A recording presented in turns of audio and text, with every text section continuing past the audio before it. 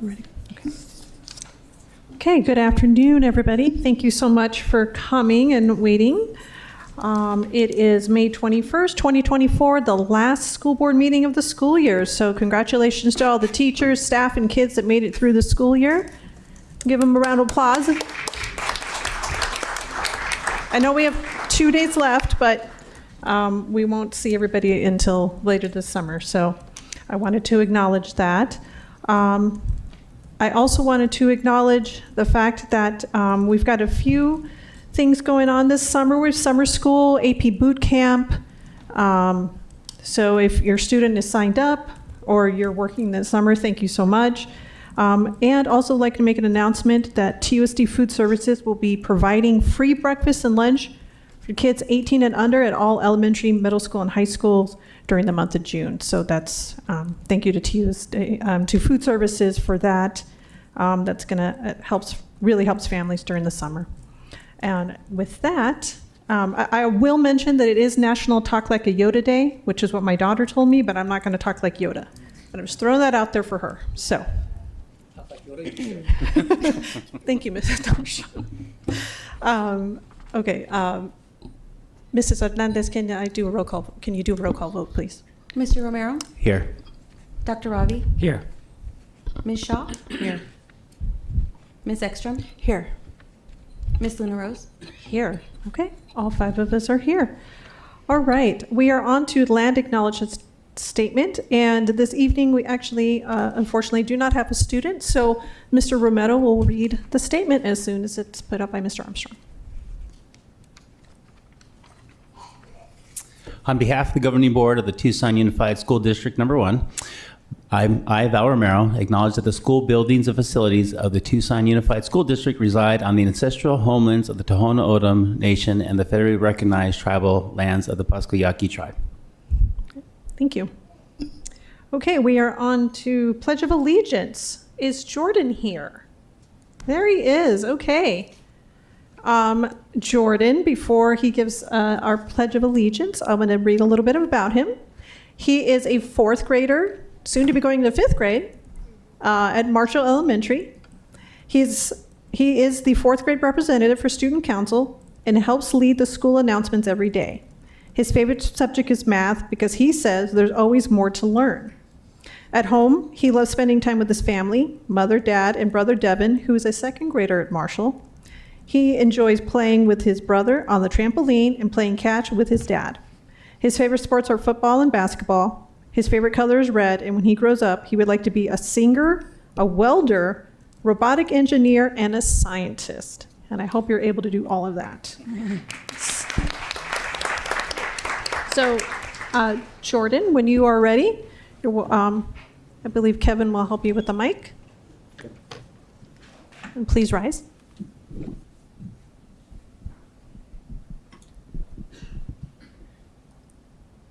I pledge allegiance to the flag of the United States of America and to the republic for which it stands, one nation, under God, indivisible, with liberty and justice for all. Thank you, Jordan. And enjoy your last 2 days of the school year, and I hope you have a good summer.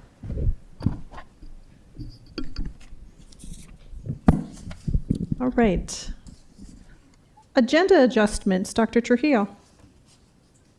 President Luna Rose, governing board members, no recommended agenda adjustments this evening. Okay. We are now on to awards and recognitions. Dr. Trujillo. Yes, governing board, members of the public, welcome. Those of you watching us online. It has been a very eventful last couple of weeks. One of the most beautiful times of the year here in TUSD, where we close out the school year with a whole host of student celebrations. And I want to begin by thanking all of our wonderful equity departments, Asian Pacific American Refugee Student Services, for a beautiful ceremony on Thursday, May 9th over there at Catalina. Certainly want to thank the Catalina team for hosting us and all of our board members that joined us that night for just a beautiful experience and celebration of our Asian Pacific Islander Refugee Student Excellence Awards. We also, a few days later, gathered at Choya last Saturday or the Saturday before that to celebrate our Native American Student Services Student Recognition event. Want to thank the team at Choya for hosting and the Native American Student Services Department for putting together such a wonderful event and celebrating our students and all of our families, all the delicious food that was served there in the cafeteria. Certainly want to thank the Pascuayaki tribe for their sponsorship of that event and celebration of such amazing students. Last Monday, we headed over to the University of Arizona Grand Ballroom, celebrating African American Student Services Recognition. Had an opportunity to congratulate several outstanding students and hearing from so many outstanding student leaders. I want to thank Dr. Strozier and her team in African American Student Services Department for putting that wonderful event together. And special thank you also to Pastor Amos Lewis for joining us as our distinguished guest that evening. And then lastly, last week, we joined Mexican American Student Services for their Student Services recognition, also on the campus of the University of Arizona. I want to thank them for their hospitality and thank the department for a wonderful event for all of our students and our families. And again, all of our board members in attendance of these events, thank you. And lastly, to our mayor, who served as the keynote speaker at the Mexican American Student Services recognition event. So wonderful, wonderful events. I also had the opportunity on Friday, a couple Friday nights ago, to be in the theater for Mr. Almquist's, our esteemed and distinguished theater director's final performance before he sails off into retirement. The Tucson High Magnet School Theater Department's production of The Dining Room was absolutely show-stopping. I don't think there was a dry eye in the house in that concluding scene where all of our student thespians raised their glasses in celebration of their dearly beloved instructor as he goes off into retirement. So it's a wonderful scene. We certainly wish him all the best. And then midweek last week, had an opportunity to head out to Mansfeld, where our school garden program received a donation from Sprouts in the neighborhood of $1 million to renovate the new Sprouts house. Those of you that are familiar with the Mansfeld community, I know our resident sub, Jerry, who subs in that sector, you're probably very familiar with those old abandoned houses that are just very much a blight there on the property. They've been owned by the University of Arizona since the 80s. They have been vacant all this time and quite frankly, almost condemned at this point. But thanks to Sprouts, we are going to be able to renovate those homes and turn them into learning labs for our school garden program so that students around the district will be able to come in and learn the essentials of food production and be able to see how our school gardens run. So it's going to support 800 middle school students that will be able to come in on field trips, and eventually, once it's fully renovated, will be a hub for our University of Arizona students to come in and out of as interns to learn how to become school garden educators throughout the Tucson Unified School District. A labor of love for Mr. Moses Thompson, who is very much a pioneer in school garden education, and thanks to his efforts, able to secure this over $1 million donation from Sprouts. And then lastly, or last week, I had an opportunity to head out to Menlo Park, where I got to meet with our Mexican American Parent Advisory Group. They were very excited hearing about all the different bond projects that are now coming through. I think every one of them had stories about failing AC units at their kids' schools or a lack of gating or fencing. So a lot of excitement about a lot of the projects that are going to be coming. The group also gave me some really, really great feedback on dress code and the new dress code that certainly will benefit our administration. And then I concluded last week in a wonderful years of service employee recognition event I want to thank the Pascuayaki tribe, and I want to thank Chairman Pete Yucapicio for joining us and for hosting us out there at the Casino del Sol, where we were able to honor employees in the district with 40 plus years of service. Beautiful event. 27 of the 38 employees that showed up have over 40 years in the district, including 3 that we honored last Friday with over 50 years of service in the district. And they were able to enjoy a wonderful breakfast and receive a plaque of recognition from us. Special performance from Mariachi Aslan. And we had with us District 5 Supervisor Adelita Grijalva joined us out there. I certainly want to thank our governing board member, Dr. Ravi Shah, represented the board out there that morning. So it hopes to be the first in what's going to be an annual recognition of our employees with 40 plus years of service.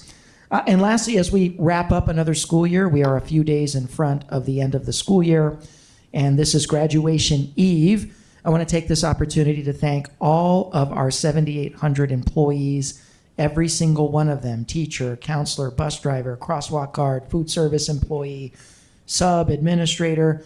You make the school year happen. Without you, we wouldn't be to this point closing another successful, wonderful school year. So with that, President Luna Rose, that concludes the superintendent's or the celebrations. Thank you, Dr. Trujillo. Okay, we are on to board member activity reports. So board members, I know it's been a busy month, so if anybody would like to go first. Dr. Shaw. Well, thank you, President Luna Rose, and thank you, everyone. I'm excited about the end of the school year, excited about summer break and more time with my own family. And thank you to TUSD right in front of us. So thank you to all of our teachers and everyone who's been making sure that our students are growing and learning and in a safe space this last school year. I had the opportunity since my last board member report to make first-time visits to 4 different schools in our district, which was super awesome. I had a chance to visit Drockman K-8, and thank you, Principal Salaya and Magnet Coordinator Wendy Weeks for the tour. That's the district's sole Montessori school, and I got to learn a lot about the Montessori program and what that means for our students in that environment. I had a visit to Tolson Elementary School, and thank you to Principal Wilson for the tour there, and learned a lot about their literacy and language programs and what's making them so successful serving the West Side community out there. I had a first-time visit to Davidson Elementary School, and thank you, Principal Andrikopoulos. And one of the big things we talked about was their transformation to a K-6 campus next year, and how many of the 5th grade students are sticking around and what they're planning on doing to really help support them with one of our experimental K-6 programs for the next school year. And then finally, the other school I went for the first time was Van Buskirk Elementary, and thank you to Principal Barajas for the tour and information there. I didn't realize going into it was a dual language school, and was really excited to see some of the great dual language programming that they had, and a lot of students talking about their animal projects and their zoo projects in Spanish, which was pretty great to see students of all ages there speaking in both languages. I also had a chance to, for the first time as a governing board member with a student in that school, visit Aliceville Middle School. Principal Peebles, thank you for the tour of that campus, and learned a lot about what the new things he's been putting in place. First year's principal there. Got to learn about some of the Verizon Learning Labs and some of the other things that they're excited about, and got to visit some of my daughter's classrooms as well, and try not to embarrass her too much. Outside of our classes, I had a chance to attend one of our Employees Benefits Trust meetings as your board liaison. A lot of important discussions about the future of the trust, the future of healthcare and benefits and insurance for our district. Also attended the State of the EDI Summit along with a few of my board members here, and the ribbon cutting for Innovation Tech's new construction lab, which was a really great thing to witness and see. I was just surprised at all of the elected officials and others in our community who were in attendance that showed a lot of support for JTED and TUSD and our work in Innovation Tech and the work towards building the workforce for tomorrow. I also attended an environmental summit on the southwest part of Tucson. Mitch Landrieu from the Biden administration was there to talk about some of the federal policies going on environmental things and how that's going to translate to the local level, which was important as we're still working on a potential green climate action plan for the district. As Dr. Tria mentioned, end of year celebration. I think someone was at 53 years was the highest number I heard that day. So some people with really long longevity with our district, which makes such a huge difference. I had a chance to attend the Native American Student Services and African American Student Services student recognitions. And then finally, having my daughter join me for the Legacy of Excellence event, where we honored and raised funds for 14 amazing African American students for their scholarship funds for college. And so it was a great event that night to work with over 600 individuals there and support the students. Thank you, President Luna Rose. Thank you, Dr. Shaw. Any other board reports? Mr. Romero. All right. Okay, just a few school visits. Robert Snaler with Principal Bernadette, also Principal Martin down in McGee. Also had a nice meeting and lunch with Anna Warmbrandt and her team of Students Relations. And, after learning more about them, I remember the next day I went to go see Martin at McGee, and Ed was there doing his job. So great job to Anna and her team. And then this morning, I was actually honored to be the speaker at the Safford 8th grade promotion this morning. So thank you, Principal Catherine Kuhn out there and our future graduating class of 2028. Anybody else? Ms. Ekstrom. Thank you. Since our last meeting, I was able to go to John White Elementary School for their career day. I spoke to 2 different 3rd grade classes, so thank you for the invite out there. It's great to see AVID and how they implement that, and it's a student-run career day, so that was really a lot of fun. I also attended the State of EDI discussion. So thank you to the EDI department for putting that on for our community. I was also in attendance at the Legacy of Excellence dinner. Such a great time seeing all of our wonderful students who were able to get that scholarship. It's just such an eye-opening experience to see all of the wonderful students that we have in our district. So thank you to that committee.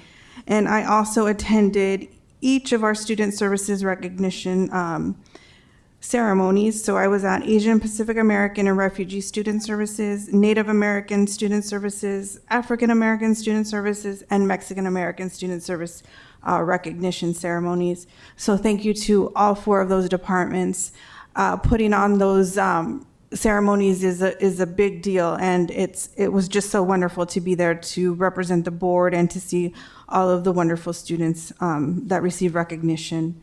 I was also in attendance at the Bond Oversight Committee meeting, and if you all have a chance, those meetings are recorded and you can see the discussions that we have there. And I would just like to make a shout out to Mrs. Villegas, who is a TA in my daughter's 3rd grade classroom. She is retiring this year with 27 years of service to TUSD, and 18 of those years she was with Ms. Bracker-Sam in the 3rd grade classroom. So thank you to you, Mrs. Villegas. We will miss you at Lineweaver. And that concludes my report. Thank you, Ms. Ekstrom. Ms. Shaw. Thank you. Hello, everyone. So in the last few weeks, I also attended the State of EDI event hosted by our equity departments, and I learned a lot at the roundtable thing where all the departments spoke about all the work that they do. So thank you to everyone who worked on that night and helped us understand everything happening in those departments. I was also at the Legacy of Excellence event. Thank you, Dr. Trujillo, for hosting the board at your table. It was great. Dr. Shaw and I's daughter got to hang out, and I think they had a fabulous time. Let's see, I had a tour of Sam Hughes, learned a lot about that school. Did you know that they have a chess class there that everybody takes? And I also had the opportunity to have a book read to me by a student new to our country who is making huge leaps in literacy, and so that was definitely a highlight of that day. Let's see. I met with a staff member who was concerned about the use of the N-word at their school site and wanted to know how we could curb that and maybe change the policy. I unfortunately wasn't able to attend the African American Student Recognition event. My daughter had a choir performance on that day, so I went to that, and good job to the Line Weaver Choir.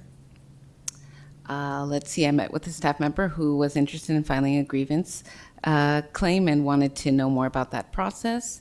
I went over to Ross Scrooge and met with the principal about an issue that was spoken about at our last meeting. Let's see, I attended the mushball game at Line Weaver, and for those who don't know, it's like a annual thing that they have the fifth graders play mushball, which is kind of like softball, against the staff there, and unfortunately, students lost again. Let's see, I met in person and over the phone with several current and former staff who are experiencing some retaliation in our district, and also parents who have had some unfortunate experiences that have yet to be rectified. And, you know, though some don't believe that these issues exist, I know that they do, and so I'm going to keep on listening, and I do want to continue trying to fix the longstanding problems in our district. Following up on that, I was at 1010 and happened upon the audit committee meeting, which was great. I got to listen in on all the work that they do. And I found that the audit committee actually has an anonymous complaint portal that anyone can use. So, you know, we take anonymous complaints seriously. So I urge everyone to check out the audit committee website. You can just search TUSD Audit Committee, and that portal is live. But please do continue to reach out to me if there's issues that you think I should know about. Thank you. Thank you, Ms. Shaw. So I'm looking at my list here. There's a lot written down. So like my colleagues, I attended the Legacy of Excellence. Thank you to the team there, and I'm blanking on his name, Jeffrey Sawyer and Natalie Clark, for all their work. It's a beautiful event if you have a chance to go out at Star Pass, and honoring some amazing students that we all know we have across this district. And good luck to those students as they get ready to walk across their stages in 2 days. I also attended the State of EDI Summit. So again, thank you to our equity staff for putting that together and the roundtables that they held. Attended the Native American, African American, Mexican American Student Recognition Services with my colleagues, and we shook a lot of hands, and there was a lot of hand sanitizer to go around afterwards. Also joined Dr. Trujillo at the Sprouts presentation over at Mansfeld. It's going to be an amazing project once it's done. And again, shout out to Mr. Moses Thompson for all the work that he does with that. It's a true labor of love for him. Like Ms. Ekstrom, also attended the John B. Wright Career Day. Thank you to Ms. Encinas and her staff for the invitation. I spoke to kindergartners and fourth graders, and the kindergartners actually asked better questions about what it was like to be on a school board, and asked me if I was president of Tucson. And the fourth graders just, they asked a few questions, but kindergartners, they were on it that day, so thank you to them. Attended the, invited by the fourth graders at Holiday Elementary. Thank you to Ms. Humphreys, principal, and the community relations rep, Mr. Steve Freeman, for bringing me down there to watch Pirates the Musical. And it was the whole fourth grade, and it was funny to watch them all with fake beers made out of cotton balls stuck to their face. Super cute. And then I had a really nice tour by a few of the student ambassadors there, Max and Jamil. So thank you for their time. I had a really good time that day. Wanted to give a shout out to outgoing Tucson High drama teacher Art Almquist. Art, if you're listening, I'm sorry I did not have a chance to make it that night. I was trying my darndest, but it didn't work out. And I hope that there's going to be some big shoes to fill at Tucson High, and I hope he comes back and visits now and again. I'm sure he will. He won't be able to stay away. And lastly, this past Saturday night, attended the Arts Under the Stars, which is an annual event at Rincon University High. It's all the art departments come together, and it's a couple hours of music and art and theater. So the band, color guard, winds, percussion, jazz, the orchestra, ceramics, all the young artists there at Rincon University High displayed their work. Theater did 3 30-minute student-written plays, one-act plays, and just a wonderful event. It was a really nice night. There was plenty of food trucks, so they kudos to Ms. Welch and Mr. Rangel, both at Rincon and UHS, for putting together such another wonderful event. And that's what I have for tonight's report. All right, now I am turning it over to my colleague, Clerk Ekstrom, for call to the audience.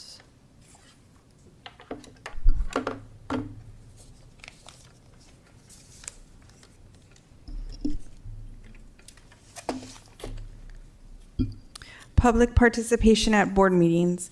Members of the public may speak during call to the audience. The governing board clerk shall be responsible for recognizing speakers and for maintaining order where it may be appropriate. Those who speak in person or want to have their comments read shall email or call the board office or complete a request to address the board form before the meeting. Speakers who have not completed a request form are not permitted to address the board. The speaker must state their full name and topic prior to addressing the board. Speakers are encouraged to be brief with a maximum time of 3 minutes. While more than one speaker may speak together in the time allowed, speakers are reminded that they are not allowed to speak more than once, and they may not transfer or delegate their time to others. If there are documents for the board, please give them to the board office staff, and they will ensure that each board member receives a copy. Those attending the meeting and or speaking before the board shall observe rules of good conduct. Speakers shall also refrain from inappropriate or slanderous remarks. And because TUSD serves students from preschool through high school, speakers should be aware there may be children present and listening. At the end of the call to the audience, the governing board president will ask if any board member wishes to respond to a criticism, wish to ask staff to review a matter, or wish to ask that a matter be put on a future agenda. No more than 2 members may address each topic. Contents of this card are public information. Our first speaker is Ron Lancaster.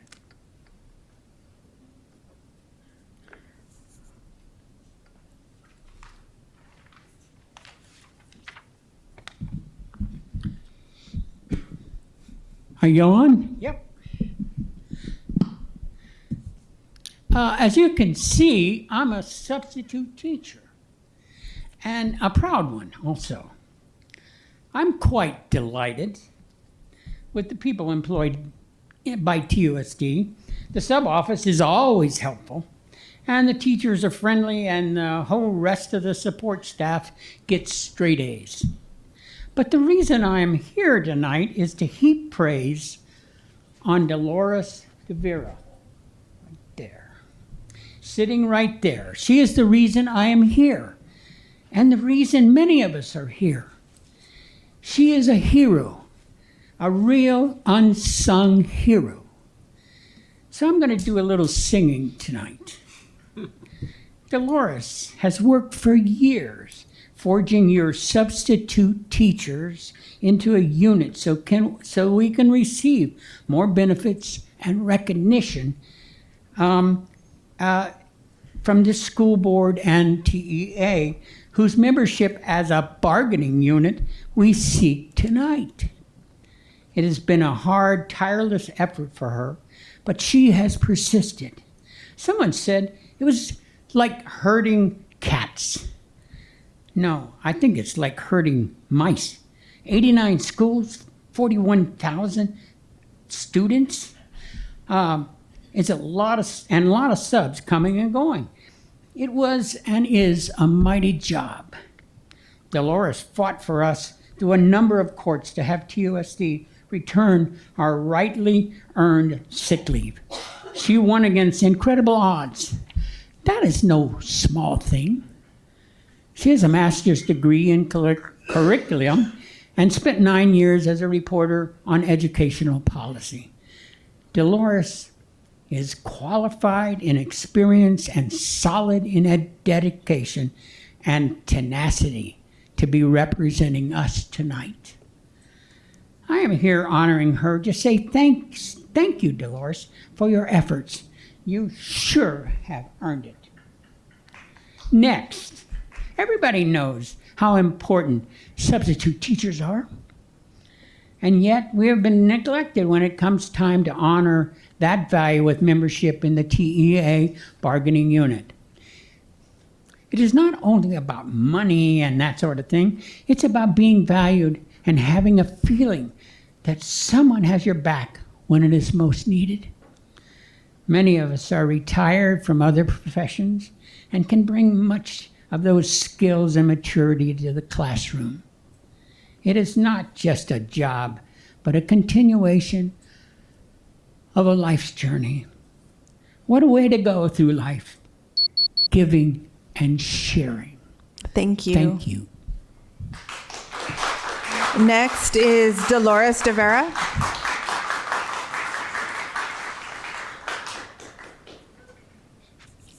I'm Dolores de Vera, and I'm a little embarrassed after that, Ron. Ron has been a substitute since 1994, and not full-time all the time. He had some full-time teaching contracts. He had businesses. He would run his business and substitute. He's just one example of some of the really incredible subs and their dedication to this district. Tonight, we are here to ask you to voluntarily recognize our right to negotiate through TEA. I think if you do a close, careful review of the existing TEA agreement and what it says about subs, you will find language that both implicitly and explicitly includes us in the bargaining unit already. Administration has resisted allowing us that right to negotiate through TEA.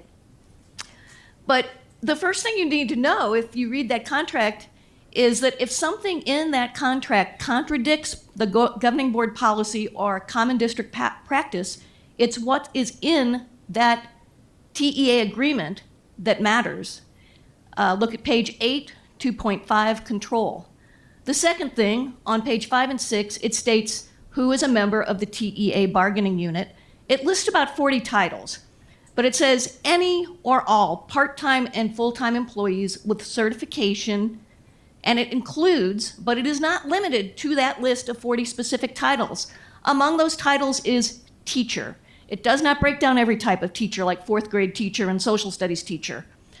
My title is substitute teacher. I believe that means we are implicitly included. Page 6 goes on to say that any positions created for non-administrative certificated staff are automatically covered.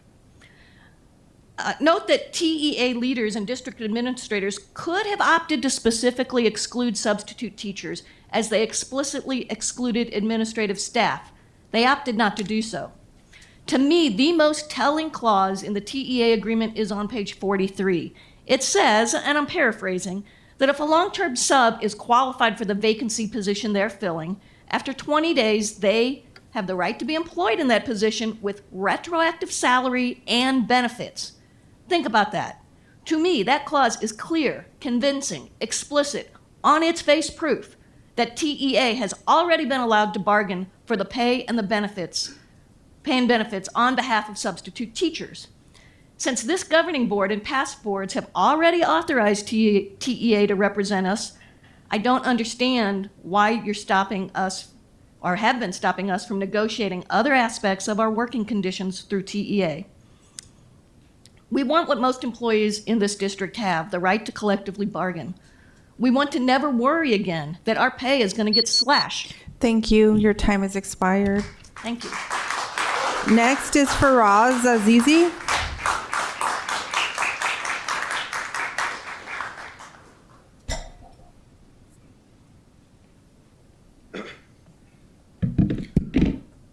Hello, good evening, Governing Board President Luna Rose, board members, Superintendent Trujillo, and district leadership. My name is Faraz Azizi. I'm a substitute teacher and a proud Tucson Education Association member. I'm also a member of the Substitute Teachers Organizing Committee. We've been working hard these last few months, talking about the ways we can work together to improve this job for subs and for TUSD students. I'm here tonight with my colleagues because it is time substitute teachers are recognized as a union. All workers deserve the right to form and participate in unions. Substitute teachers are no different, and this board has the power to recognize our rights as workers and our union with TEA. In just the last few months, we've built an overwhelming showing of support for our union amongst TUSD subs across the district. Subs have signed authorization cards that state, "I support working together with my colleagues to have a voice in decisions that affect wages, benefits, and working conditions. I authorize the Tucson Education Association, TEA, to be my exclusive representative in collective bargaining with my employer, the Tucson Unified School District. I acknowledge that my signed authorization card will be used by the petitioner to obtain certification as the employee's exclusive representative." We've collected nearly 200 authorization cards. To put that number into context, last year only 371 subs worked more than 54 days in the year, roughly 30% of days, or an average of 1.5 days a week. This is also about the range a sub would have had to work to qualify for the last retention stipend. The signatures we've collected is more than 50% of that number. I can tell you the toughest obstacle we faced during this campaign was just logistically finding the subs across the 89 schools in TUSD. Nearly everybody we approached eagerly signed the authorization card. The bottom line is subs have a home in TEA. We're already members of the union. What we need from the board is to uphold your union values and recognize our union so we may begin the process of working together to address concerns and make improvements to our jobs. Hear our voices and recognize our union. Thank you. Thank you. Next is Melissa Walker.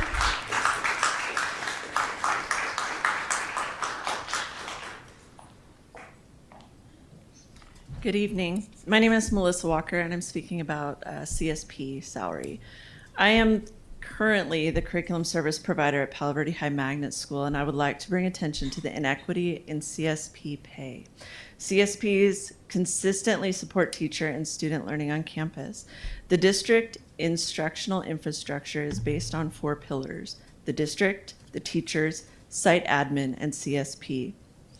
No other student or staff support positions are included in this infrastructure, just CSPs. Curriculum service provider candidates must have a total of 7 years of proven teaching excellence. CSPs are the instructional leaders on campuses. CSPs serve as instructional coaches and support campus administration. CSPs create daily lessons for long-term subs. CSPs design and deliver site-based professional development and facilitate professional learning communities and collaborative teacher team meetings. CSPs are in classrooms every day supporting teachers, collecting data, and evaluating district initiative implementation. CSPs support emergency certified staff with daily crash courses in the foundations of teaching. There is an assumption that when a teacher is promoted into a CSP role, supported by HR representatives, it is a financially lateral move based on equal base pay. However, total compensation for teachers is not base pay alone. It includes thousands of dollars in supplemental pay, which TDRB employees do not receive. Master teachers who become CSPs take a pay cut, which is not made clear when the position is accepted, but rather comes as an unexpected blow to our livelihood months later. Dr. Trujillo has spoken to the board about the value for this position and its impact on student success and teacher retention. Yet the pay for this job is significantly less than teacher pay and is insulting. It is time to either add CSPs to the TDRA pay schedule or increase the TDRB schedule to correct the inequity across pay scales that affects roughly 200 TDRB employees. TUSD's curriculum service providers deserve a salary that reflects the expertise, responsibility, and leadership required of this position. Please support the 87 curriculum service providers in your ongoing budget discussions. Thank you. Thank you. Next is Victoria Hugh.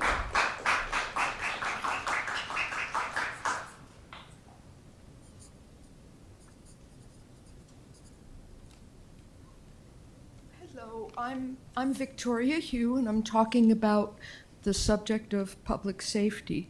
I ask that TUSD hold forum in which local experts can educate parents, staff, board members on both the benefits and harms of putting cell towers on TUSD school grounds.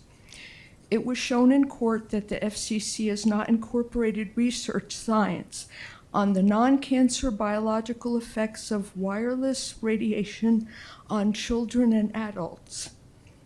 In 2021, the U.S. Court of Appeals for the D.C. Circuit ruled in favor of Children's Health Defense in its case against the Federal Communications Commission, challenging the FCC's decision not to review its 25-year-old health and safety guidelines regarding 5G and wireless technology.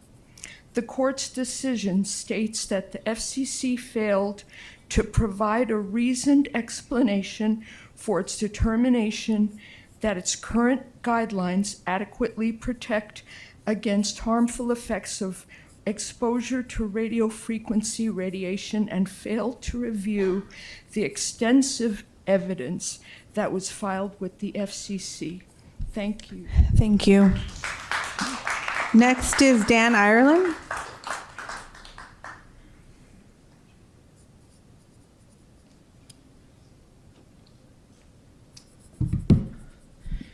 Good evening, Madam President, members of the board, Superintendent Trujillo, and district leadership.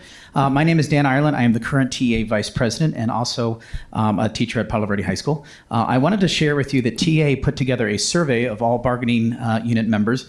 And while there were many options and opinions that members responded to, there was a few concentrated responses I wanted to bring to your attention. So the first being that of affordable health care and paid parental leave, and of course salaries and wages. TA supported the board motion to create a healthcare task force, and I proudly have 4 members that wish to serve on it, just waiting for TUSD to start that. Last spring, our state affiliate AA worked to publish an op-ed with stories of educators who were forced to choose between family health care and other bills and restricting the activities their children could participate in for fear of an injury or costly medical bills. We are interested in pursuing different models, plans, and options in order to meet the needs of educators and their families. I urge you to hasten the starting of this committee. Along that line, we believe that this, together with a paid parental leave, is a winning retention strategy for the district. And speaking of family leave, I eagerly expect you all to be giving us a proposal on that soon.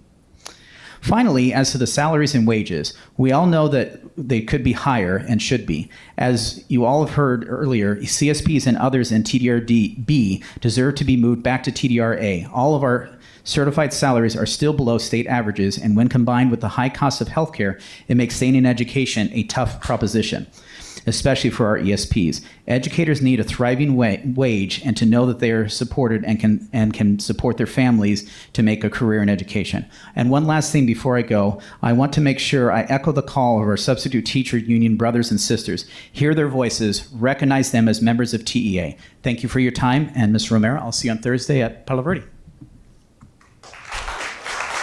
Thank you. Next is Hannah Wetterich.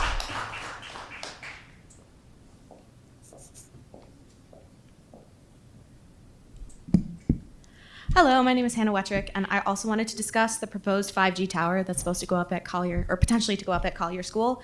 So my family and I attended a meeting put on by TUSD at Collier on April 16th, which was my parents' 30th anniversary.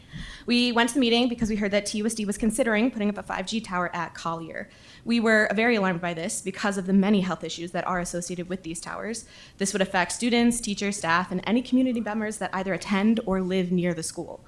So my family already has health issues linked to EMF frequencies. These are diagnosed by a doctor. It is the EMFs. So my family lives so close to Collier that actually 40 feet of our property we can't use because it butts up against the school. So if the tower goes up, my family has to move. So we attended the meeting. A lot of information was shared at that meeting about health risks. A sheet of paper with links to scientific studies was handed to someone from TUSD, so I hope all of you got that and looked at the information provided. We were given a survey at this meeting to fill out our thoughts and to put our phone number or email address, and TUSD was going to contact us about how the project was going to go. We filled it out, and after about a 3-hour meeting, we went home and we waited for about a month, and there has been no information from anyone at TUSD regarding the tower. So we gave a month to be contacted about the information. As that didn't happen, we attended the last TUSD meeting. This happened on May 14th, which was my mother's birthday. So again, people from the community addressed their concerns on the tower. Again, no information was given to us to relieve any of our concerns or comments. Another 3 hours of my life was wasted by TUSD. I've checked my phone and my email for any information from TUSD after the last meeting, and still nothing. So here I am, again, hoping to get information about the 5G tower. Another 3 hours of my life that I'm devoting to TUSD, and still haven't gotten any information. So 9 hours of my life total wasted, where I don't have anything, I haven't been contacted about any updates. So I don't have any children. It's probably one of my greatest wishes in the future to have children of my own. I should note that if the 5G tower goes up and we don't move in time, infertility is linked to 5G towers. So I'm at risk of not being able to have children. Any girls and women in the vicinity are at risk of that. Now, that being said, I do not have children, so my children do not attend a TUSD school. That being said, they won't, and I think that stinks as I live right next to one. But I already cannot be contacted about information about a project. TUSD asked for my information. They said they would contact me. I provided my information. I have not been contacted, even stating we're still looking into it or nothing, thanking me for going to the meeting. So 9 hours of my life. And even past that, where I could have been called, and it just hasn't happened. So my kids will not be attending a TUSD school if I can't be contacted about this.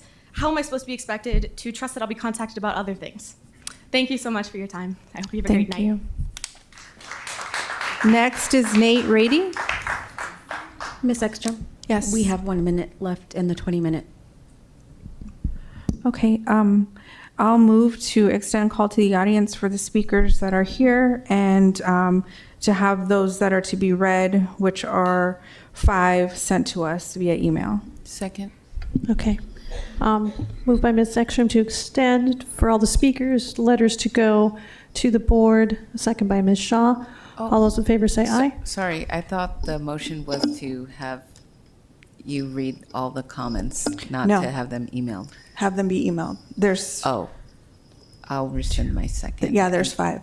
I'd like to Okay. make a substitute. Okay, so Ms. Shaw, you're rescinding your second. I am, and You can't make a substitute until it's seconded first. Okay.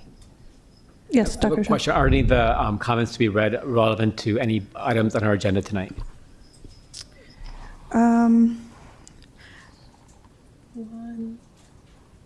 No. Okay, I'll second the motion then. Okay. And can yes, I Ms. make a subsequent motion to have all the letters read? Okay. I'll second that. Okay. Sorry, there's one about the DSEG response to interventionists, teachers to be funded. So we are having an ESSER or the RTI discussion. Is this an And information DSEG. item, not any action Yeah, items? it's not any action item.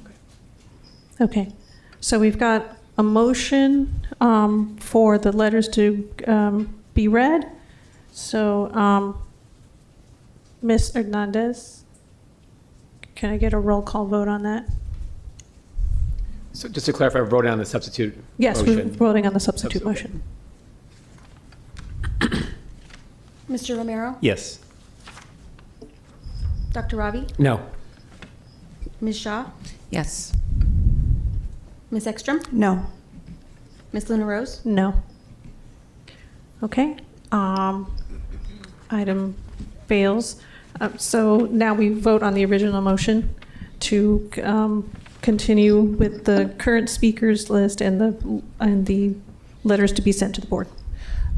Roll call Can I vote, make please. a substitute motion for the item or the letters that do deal with items that are on the agenda to be read?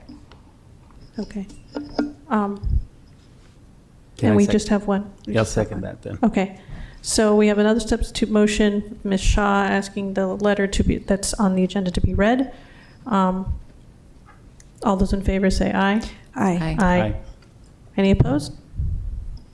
Okay, item passes.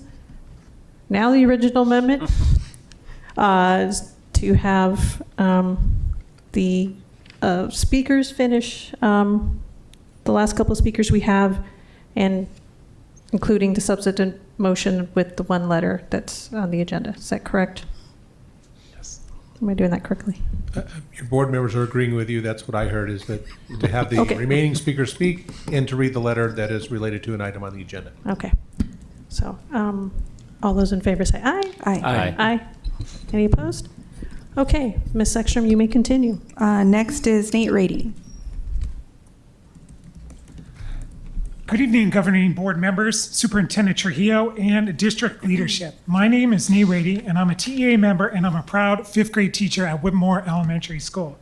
And as Dan alluded to earlier, TEA put together a survey, mainly of staff, asking about what we needed to move the district forward. Part of the survey asked which of the following of a list of common education and career-related items were most important to them. And as Dan filled you in on some of them, but I'm going to speak to some of the top responses from our elementary educators' perspectives. One top concern of educators was additional staffing at schools. We know our union siblings at Tucson High School raised the demands for lower monitor-to-student ratios to increase visibility, relationship building, and safer campuses. Additionally, staffing can also be increased the number of social workers, counselors, and other mental health related professionals to help with issues our students are experiencing. I know at Whitmore we have one counselor helping all of our students. 2 out of the past 3 years we've had death of a staff member and a death of a student, and our counselors played roles in supporting our students and the staff through that. The second issue that hits home with many elementary educators is additional planning time. And again, for those of you who are not familiar, elementary educators usually have their planning at the end of the day, their 1 hour of allotted planning. But often that hour is spent, or a large part of that hour is spent making sure our kiddos get home safely. Because unlike our middle school and high school colleagues, we need to make sure that they get into the cars, and the cars of the proper people, and on the proper buses. And that often eats into our 1 hour of planning. Which brings us to the last of our top responses, and that aligns with district needs as well. And that's our district needs of keeping our families in our district, and that's daily specials for elementary schools. Our children are missing out on different experience and different types of learning, culture exposure, and expanding their multiple intelligence when we are not fully funding our daily specials. We know the financial situation in the district is not great, but also we know that the needs and we also know what TEA's needs and wants are. TEA wants to work with the interested partners to ensure we have a vibrant, robust, and equitable learning environment for our youth. Join us in making that our future very soon. And lastly, I want to make sure I echo the calls from our substitute teachers and our union brothers and sisters. Hear their voice, recognize their union. Thank you. Thank you. Next is Jim Byrne.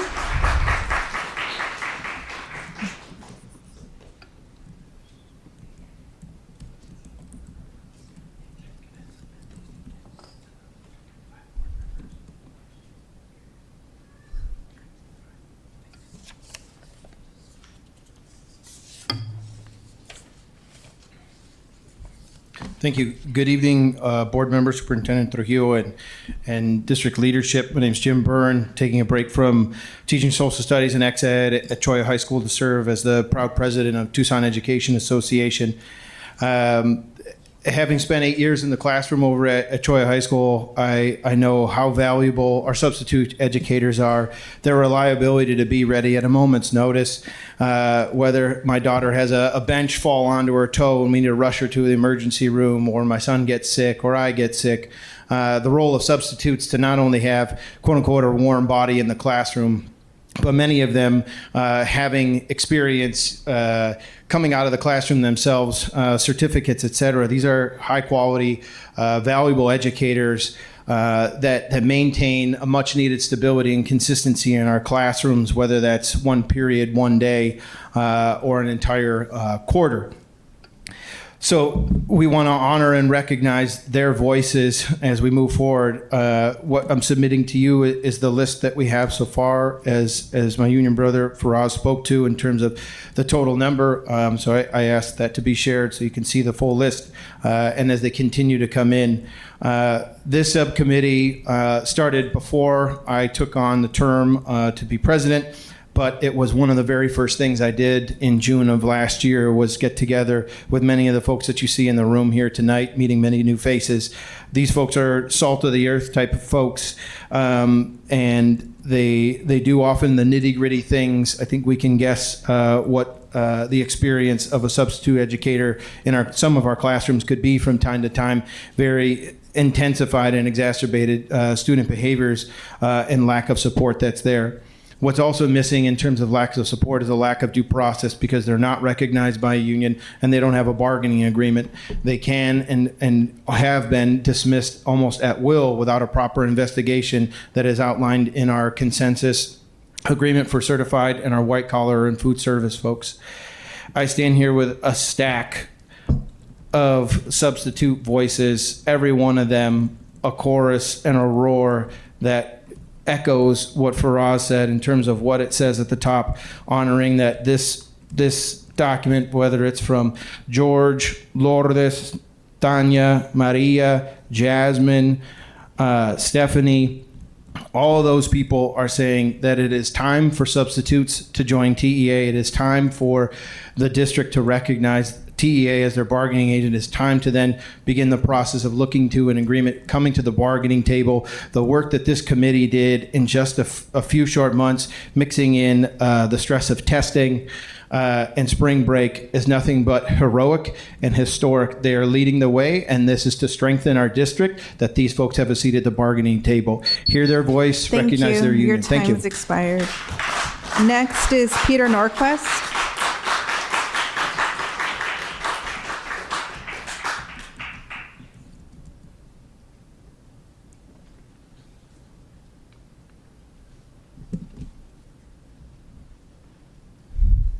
Good evening, members of the governing board. My name is Peter Norquist, and tonight I want to speak on item 610 about the proposed electronic health records that you're going to be discussing later. And there are a couple of things that I find problematic with this item. So for the benefit of anyone who hasn't actually studied the issue, I looked to find a description of what is involved with electronic health records, the kind that are going to be discussed tonight. And what they are is a digital version of a patient's paper chart. They're real-time patient-centered records that make information available instantly and securely to authorized users. And they can do the following things. They contain a patient's medical history, diagnoses, medications, treatment plans, immunization dates, and laboratory and test results. One of the key features of an EHR is that health information can be created and managed by authorized providers in a digital format capable of being shared with other providers across more than one healthcare organization. EHRs are built to share information with other healthcare providers and organizations like laboratories, specialists, and so on. So they contain information from all clinicians involved in a patient's care. So the first problem I see here is with the centralization of data in a digital format that can be widely shared. This creates confidentiality issues in a number of ways, but just remember the hack that happened over last winter, for example. But it's also a step toward a more general digital ID, which could involve other kinds of information extracted from a person's digital footprint and used punitively in a social credit system like that currently being used in China or beta tested in places like Singapore and Palestine. I noticed in the objectives from the PowerPoint that was shared along with this item, there's two things. The first is integrate a health-specific electronic record in all health offices. And the second is increase compliance with the Arizona State immunization system. The second problem I see here is that this will act to pressure people to participate, students to participate in a vaccination program, which was already implicated in a wide variety of health issues and side effects before the advent of mRNA shots. Since then, there's been no rigorous or long-term studies of the effects of the technology on the population, but people, including students, are being pressured to take part in what amounts to a large unregulated human experiment in real time. Finally, this appears to be the beginning of a school-based health center model already in place in several states, which seeks to replace the family doctor and provide various services, including vaccinations, prescriptions, and so forth. Mostly unregulated, they have few guardrails to protect parental rights and meet minimum standards of care. Thank you. Your time has expired. Thank you. Next, I'll read the one. This is from Sylvia Campoy. Dr. Lorraine Richardson, Fisher Plaintiff's representative, and Ms. Sylvia Campoy, Mendoza Plaintiff's representative, submitted a letter to Superintendent, the Governing Board, and Chief Legal Counsel on 5/20/24 with details pertaining to the information summarized in this public statement. The Governing Board approved the use of desegregation 910G funding as recommended by Dr. Trujillo to assume the compensation costs of specific ESSER response to intervention and intervention teachers on April 9th, 2024. These teachers were assigned to support targeted, academically minimally proficient students in designated schools, referring to as learning loss students impacted by the COVID-19 pandemic. Per the board's authorization, as of 2024-25 school year, the desegregation funding will be utilized to compensate TUSD identified RTI intervention teachers. This requires an immediate shift in the provision of targeted services by the 910G funded RTI intervention teachers to provide instructional intervention only to Fisher and Mendoza plaintiffs class members, African American, Latinx, and English learner students, specifically rather than loss of learning students in general. The service provision must be narrowed to comply with the desegregation court order / unitary status plan, as are the court-approved service provisions, such as those of African American Student Services and Mexican American Student Services, which target support services for the plaintiff's class members. To ensure that the required change in the provision of services is focused on the referenced specific class member student populations in place for the 2024/2025 school year, selection criteria must be delineated to identify the target student populations that served in accordance with desegregation funding requirements.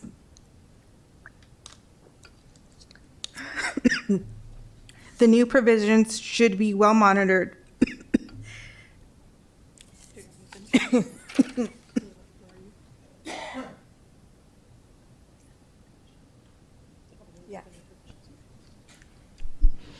Okay. The new provisions should be well monitored to include the details outlined in the letter of 5/20/24. Of course, all of the pertinent information, data, evaluation outcomes, etc., should be included in the annual desegregation report, which should be continued as a good faith accountability effort on behalf of the district. To ensure that the newly established desegregation funded services are also supplemented by M&O non-desegregation funding, to prevent the supplanting of desegregation dollars, the amount of non-910G M&O funding allocated to the services should be included in the 24-25 desegregation budget, which to date has not been included. And I do believe that ends our to the audience. Thank you very much, Ms. Ekstrom. Can I have the, thank you. Okay, so governing board members, just a reminder that we can only respond to criticism, wish to ask staff to review a matter, or wish to ask that a matter be put forth on a future agenda. So, Ms. Shaw. Thank you, and thank you to everyone who came out and spoke. Big thank you to TEA for all of your advocacy, both with subs and other positions around our district. One of the things that I was told about subs joining a union is that they would have to, they would lose their ability to turn down sub jobs in our district, and I'm questioning if that was true. I'm seeing a lot of shaking heads, so I think knowing that fact that that's not true is going to hopefully help the board recognize you all as a union. And I only speak for myself here, but I voluntarily recognize subs to be within the TEA bargaining unit. So thank you all for your advocacy on that. To the issue of the cell towers at Collier, unfortunately, I'm bound by the constraints of open meeting law, so I can't comment on that. I wish I could. I would like to ask that this again be put on a future agenda. I would also like to ask staff to immediately reach out to those folks who have provided their information asking for updates, which should have gone out weeks ago, and my apologies that hasn't taken place. I'd also like to thank Ms. Campoy and Dr. Richardson for their continued advocacy on the desegregation issue. Thank you. Dr. Shaw. Great. Thank you, President Luna Rose, and thank you everyone for speaking tonight, and thank you for everyone from TEA and our teaching and substitute teacher group for being here tonight. And I appreciate taking that feedback that we've had in many conversations about making sure there's support from the sub base. And I'll ask for a future executive session agenda item on what the process is on voting and recognizing potential parts of our bargaining unit. Okay, thank you. Mr. Romero. And I just want to, again, follow up again with Ms. Shaw on the future agenda for the situation at Collier. And then I do agree, I wrote that down also, to have the communication if they took the time and effort to be informed of this. I'd like to make sure that we, as our follow through with them also. Please, thank you. All right, I think that's it for call to the audience. Thank you very much. All right, we are moving on to consent agenda. Dr. Trujillo.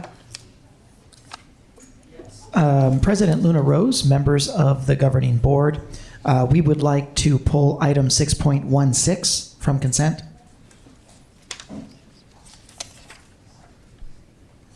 Okay. Board members, we're in agreement with that. Yes, Mr. Romero. I'd like to pull 610 and 611 for discussion on both, please. 610, and I'm sorry, what was the other one? 611. Okay. Would you mind, can we do the vote of all the other ones? Okay, thank you. Appreciate that. All right, so we have pulled 610 and 611, and 616 has been dropped. Yes. Okay, thank you very much. So now we are moving to approve 6.2 to 6.9, 6.12 through 6.15. I'll move the item. Second. All right, moved by Dr. Shaw, seconded by Ms. Ekstrom. All those in favor say aye. Aye. Aye. Aye. Any opposed? All right, the ayes have it. Okay, so now we are going to 6.10, approval to award request for proposal 24 TUSD1 Schoolhouse Services Electronic Health Record Management System. Dr. Trujillo. Yes, governing board members, I'd like to welcome Dr. Joseph Gaw, Director for Health Services. He'll be speaking to the operational necessity of the electronic health record integration system. And then we've got our Director for Purchasing, Diana Kierfoot, who'll speak to any procurement concerns on the procurement side of the house. With that, I'll turn it over to Dr. Gaw. Good evening, board. My name is Joseph Gaw. I am the Health Services Director for the Tucson Unified School District. I am here to talk to you about a new electronic health record that we have officially gone through the RFP process for. So several years ago, the Health Services team had determined the need to have a new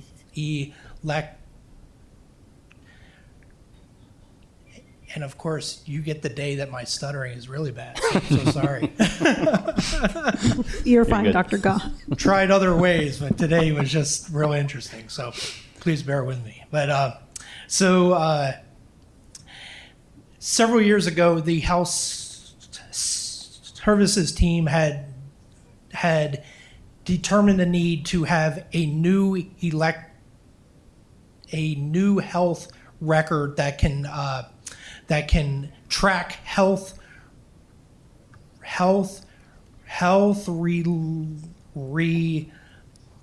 related needs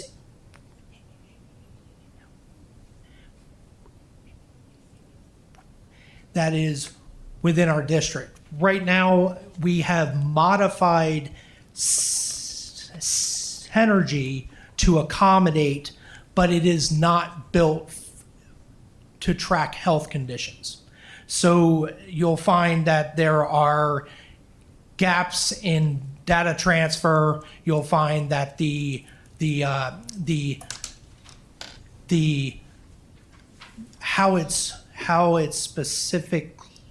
how we specifically code and track healthcare is not always accurate.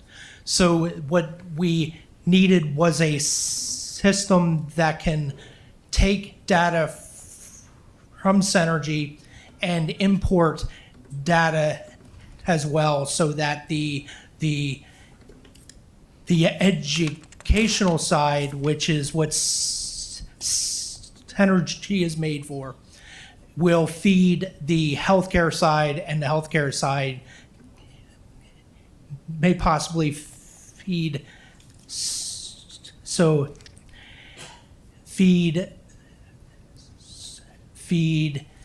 the academic side. The other concern is time. So if you're not aware, each school kind of shares one nurse of some sort, except in high schools usually. So that nurse will float from one school to another. So what people do not realize, sorry, there's a gnat, is that you have a person who is not licensed or medically trained in most of our health offices. So when a nurse is not there, you have a personnel who is trained minimally to accommodate needs in the health office. The ideal situation is one RN per school. That's not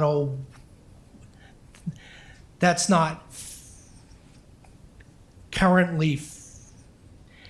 That's not a current reasonable resource at this time. With that being said, your health system will also help to gather data to give a licensed person the ability to make a triageable decision when they're not there at that school site. The other issue too is to ensure that we are actually leveraging all potential revenue sources from available healthcare billing, and also to ensure vaccine compliance and hearing and vision as well. So here is the list of why the district needs a health care focused based system that is not a modification from Synergy. In last year or so, the health services team met with the vendor who owns Synergy, who is called by the name of, I'm going to start, known as EduPoint, and they have determined that they will not further, they do not have it in their roadmap to further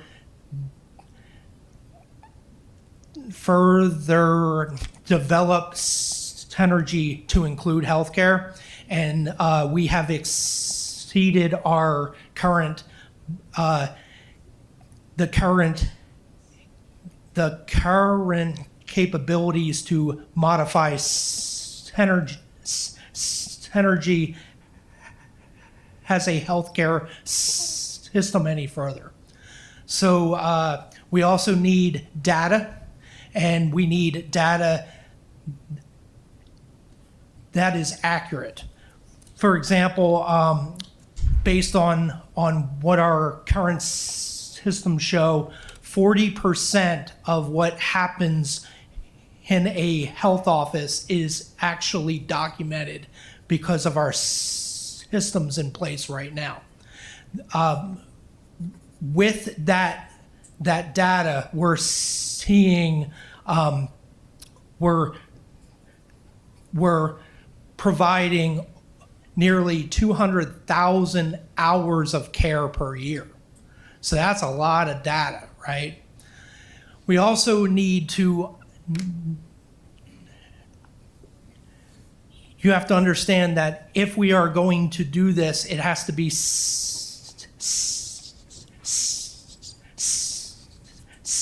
system-wide, and it has to ensure that those who need to know certain information have access to it, and those who do not need to know shall not have access to that.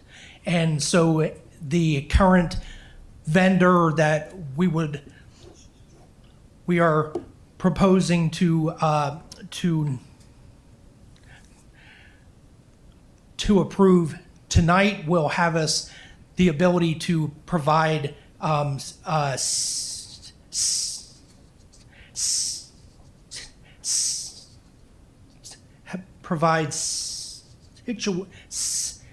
situational access. With that plan here on screen, with board approval tonight, we will then start our process to plan out the initial implementation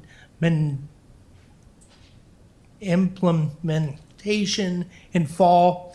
We will be fully implemented in spring, and we'll be doing monitoring throughout the entire year. And then by the end of summer, that should say summer 2025. So we had asked for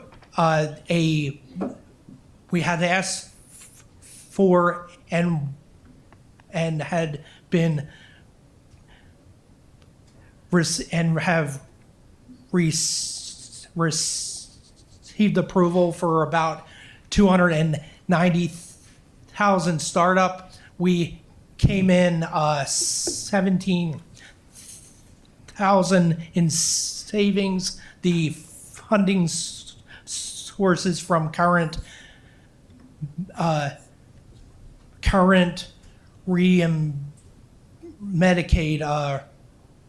Medicaid reimbursement, so it is not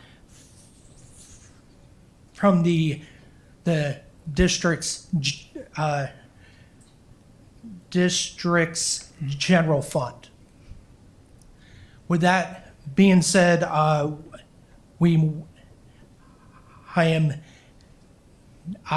am now turning it over to you for questions. Board members, any questions for Dr. Gaw? Mr. Romero. So a couple things. I know you kind of mentioned people that need access can get access, and I know from our call to the audience, someone had mentioned the concern of privacy on here. So what kind of privacy levels do we have with that? Is there certain levels that you think people can see these things, or I guess I don't know much about this. So if you can just kind of explain a little bit of the privacy and Sure. So it's probably easier if I have a story. I tell you a story. As an RN, my job is to plan the care for children.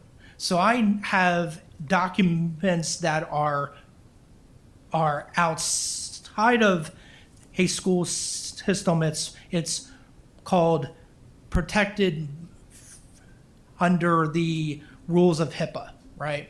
So my doctor will hand me a plan for a child, and it's my job to then have that plan make sure the right people are involved to create a plan to manage his health care while in school, okay? But then I take that particular plan and I need to create a action plan from that. So if Johnny has this, or this, we do this, right? So you don't really know what Johnny has, but you know that if you see these particular things, you have to do this. And if you see these, you call 911, right? So that action plan is created from the school nurse. So the school nurse has highest access, right? Those who run the healthcare system has total access, right? But then the personnel who are not licensed to take care of children in a health office need parameters in there. So again, Johnny has this, you see this, you call a nurse, right? But a teacher just needs to know that if Johnny has these conditions or this behavioral type stuff that's happening, you do this, right? So they don't need to know everything about Johnny, right? But the point is that we can grant various access to that based on those levels. That's how we can maintain control over that information. And is that something that's being done by our current district or the company that we're looking to run this program for us? So the vendor has has been in school health for a very, very long period of time. It's a system that's built for school nurses by school nurses. And so they're very familiar with securing data. Now, it's also important to know that there is a difference between FERPA and HIPAA, right? So we're not a clinic per se. So this vendor is very knowledgeable. So in the requirements of both HIPAA and FERPA, and they maintain their own system that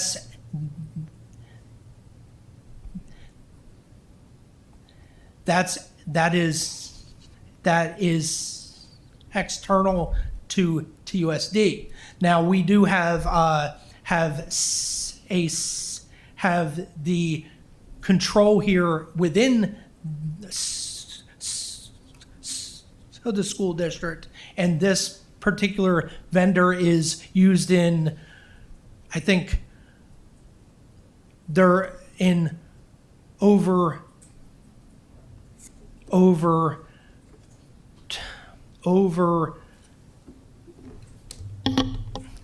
20 states throughout our nation. They have contracts with C's, which is the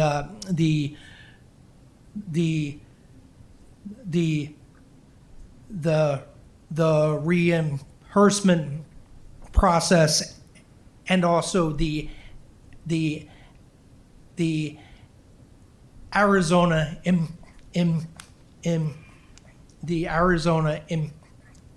immunization system as well. So they're very well trusted. They're very well known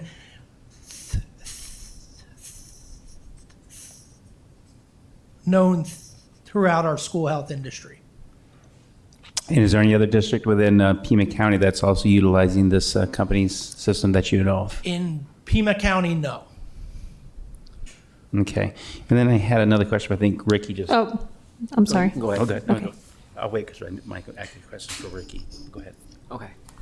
Thank you for the presentation, Dr. Gaw, and I'll just say that even on days when our stutter is bad, you're still a great asset to our district. So thank you for thank you. for everything you do, keep our kids safe and healthy. My first question is, you kind of mentioned synergy and communication with this EHR. Does it communicate directly with Synergy? So for example, if I'm a parent registering my kids and I'm putting all the information, health information for my kids, what medications they're on, what immunizations they've had, what allergies they have, will that directly communicate with the new EHR, or will that have to be manually inputted? So according to the vendor, it'll share data between both systems. So if I put in information in Synergy, so it'll pull from Synergy, and Synergy so also has the ability in pulling back out of the EHR. Well, that's great. It's going to help a lot in terms of medical errors when there's direct communication. And then you'd mentioned about Medicaid billing as well, and how this is going to be paid for that. And I hope that if we're able to increase Medicaid billing, this will be completely paid for, and this will be actually a profit, all the money that we're spending on this. So what do we do for Medicaid billing now? Do we have staff dedicated to just billing out services? Yeah, so picture a stool, right, that has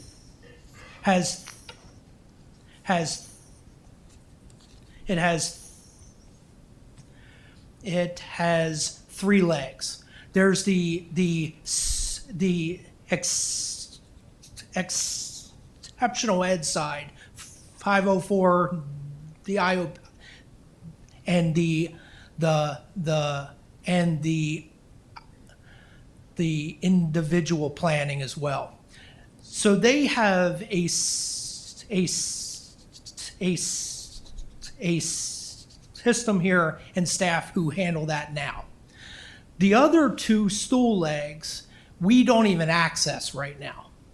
So with this system, we can, by placing this system, we can now easily begin accessing the other two legs. Okay. All right.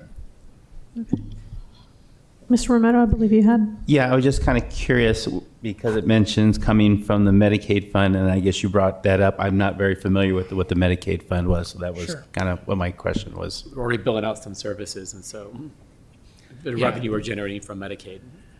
The hard part is that, and we're still navigating that. Is that here in the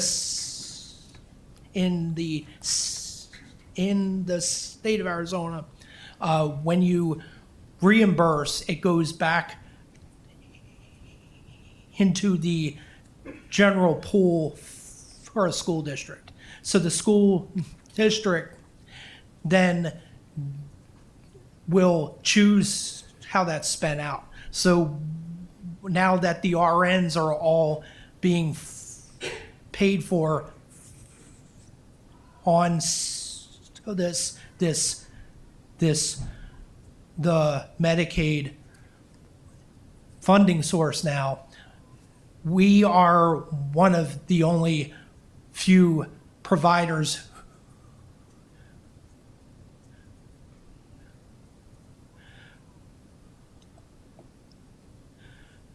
who can bill as well.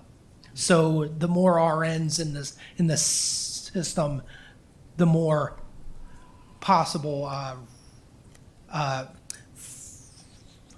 more support that comes back into the system. Dr. Shaw.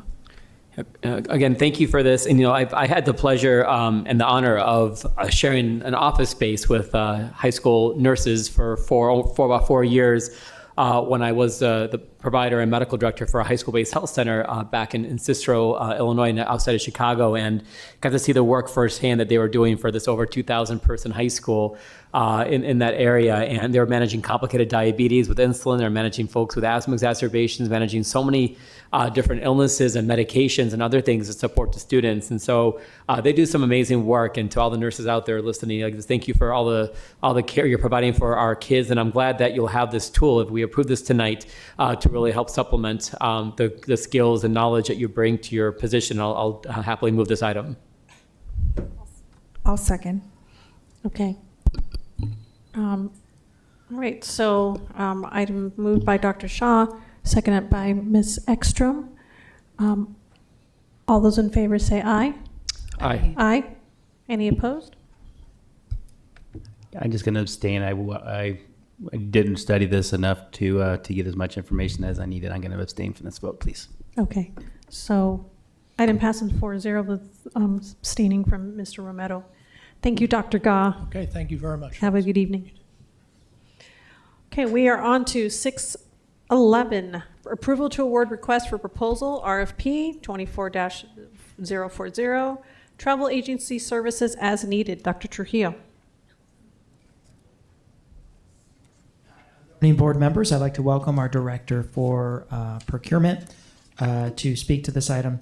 I will say that we're a large district and there's all kinds of travel, whether it's Mariachi Aslan going to Disneyland or it's the RUHS choir doing their overseas travel to Greece, professional development with teachers. And that's really the primary purpose of engaging with a structured travel service. So that's why we're here. I'll turn it over to our Director for Procurement, Diana Kierfoot. Okay, thank you, Dr. Trujillo. President Luna Rose, Board Clerk Ekstrom, board members, Dr. Trujillo and Council Ross. I'm here tonight to answer any questions that you have regarding the travel services. I have with me Lori Emmerich. She is the bookstore manager at Saguaro High School and is very familiar with the contract and has worked with students and with staff on PD and making those travel arrangements. And we issued the solicitation because we currently have a vendor in place. Their contract expires June 30th. The vendor that we use is Rio Grande Travel. You probably know them locally as Bon Voyage Travel, and they've been our vendor for probably 10 years or more. I know the last 5 years of the contract they have been, and they work with our district. They do very well. They handle its airlines. We have groups that may travel, but usually the high schools, they'll use vendors called World Strides and different vendors because they're using student funds and not district funds to make those purchases. So this is travel services. We use Rio Grande for airline travel. And so we had issued the solicitation. Yes, we issued it out on OpenGov, and a notice was sent to over 3,000 vendors, of which 321 of those vendors reviewed our posting. From that, we did receive 15 no bids, but we received one response, which was Rio Grande. I did see that on the list of vendors that downloaded our information, there were other vendors from Tucson, but they did not respond with a response. It was just Rio Grande. Under the Arizona Administrative Code, R7-2-1046, evaluation of proposals, and this was an RFP process, not a bid. If you receive one proposal in a response to a request for proposals, the school district shall proceed according to its Arizona Code R7-2-1032, which is receiving only one bid. So we received one bid. An award can be made to the single bidder if the submitted bidder's pricing was considered fair and reasonable, which the committee evaluated that and did determine that their pricing was fair and reasonable to what they had compared and to what other prices that they have seen, and that either other prospective bidders had reasonable time an opportunity to respond, or that there is not adequate time for a resolicitation. We posted this for 17 days, which was, we're only required to post for 14, so it was out for a little longer. And in order to resolicit, if we were to resolicit, which I definitely do not suggest, you're talking, we already have plans, PD, things that are scheduled to start at the first of the fiscal year, and registrations have been made, so plane tickets need to be purchased. One thing I do want to say is when you go to purchase a ticket, you usually have to pay for the ticket at the time. With Rio Grande, we let them know, the end user goes to them, they discuss with them what they need, what the needs are for the plane tickets, where we need to go, dates, all that. They work that out, they schedule they buy the plane ticket, and then they let us know. We give them the information once the travel packet from the employee has gone through Dr. Trujillo's office and is approved, and then they send us that information, and then we receive an invoice from them, and then we make payment. Tickets are refundable. They take those tickets if something were to happen and say something was changed and you need to make rearrangements. They take care of all those rearrangements for us. And I did speak with our accounts payable manager and asked her, I know a lot of people say, what about Expedia? What about Priceline? I can go on there and do that. If we do that, then you're asking for employees to submit reimbursements. And reimbursements is a whole other nightmare. And this way, they work with us, they keep track with us. And I know Lori could probably speak to, we have had where people have gone out of town, something's happened, and they take care of it. They'll make the travel arrangements, they'll fix it so that those people can get back, and there's just no issues. So I'll take any questions that you have. Okay. Mr. Romero. Yes, and I understand the value of travel agents. This is just kind of something, and Dr. Chia, when he mentioned, it's for a lot of the schools, not just staff and going around, but the students. And I noticed in here, it mentioned where the funds are coming for various funds. So I guess if it's coming from a mariachi club that's traveling, Correct. so that's kind of what it talks about, various funds and those Correct. types of things. And I just want to see, because we have it listed at $250,000. Do we know what we've kind of paid in the past? Is it roughly around that amount? Is that why we're asking that amount? Yes, we do. I had my staff, I said, pull all that information. I show that this contract that we're currently in that expires on June 30th, that we've spent approximately $950,000 total over the 5 years. And it shows this current year so far, we've spent $309,000 to date, $309,000, with about $35,000 of that being student funds. So about 11% of the funds. So then you can assume the rest of it is travel for, PD, for teachers, principals, administrators. For you guys on the governing board, I have on here that you guys have spent $2,000 so far this year on travel. Over the past few years in COVID, no spend. Before that, it was about $131,000 going into that 19 into 20, and then everything stopped. 2021, nothing. 21 to 22, 177,000, but I know that was starting to ramp up, people starting to travel, and then 22 to 23 was about 333,000. So it started jumping back up. It's ranging 300,000, 350,000 a year, and I know that we're asking for the 250, and then for 1 year, and then if we renew it over the 5-year period, it's like 1.25 million, I'm going to say. But I know Ricky had suggested that to the committee due to the fact that ticket prices rise, and we just want to make sure that we're covered.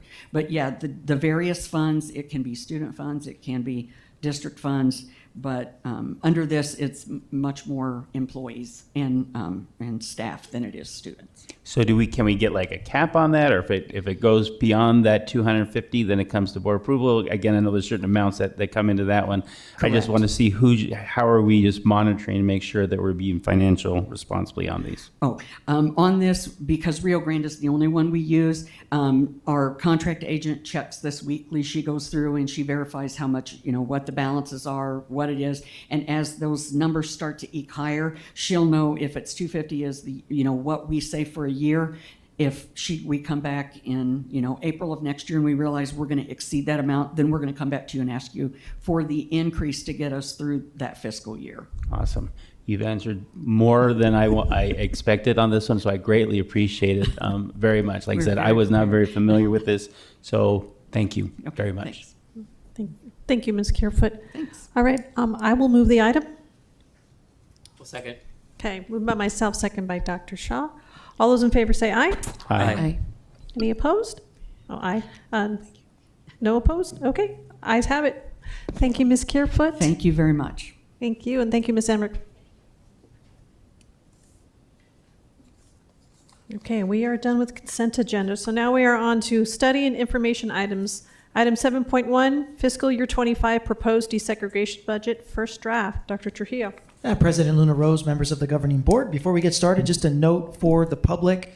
Tonight is the first study session on the proposed desegregation budget for the 24-25 school year. Based off of the feedback that we received from the governing board this evening and the feedback that we receive online as the budget is posted currently, we will return for a second study session on June 4th. So the public will have two different opportunities to address the board before it makes a final decision. The final decision or the action to be sought on the desegregation budget will be scheduled for June 11th, and we will include a public hearing on June 11th as well. So there'll be three opportunities for the public to address the board on this proposed budget. With that, I'll turn it over to our Chief Financial Officer, Mr. Hernandez. Good evening, board members. As Dr. Trujillo mentioned, this is the proposed fiscal year 25 DSEG budget specifically.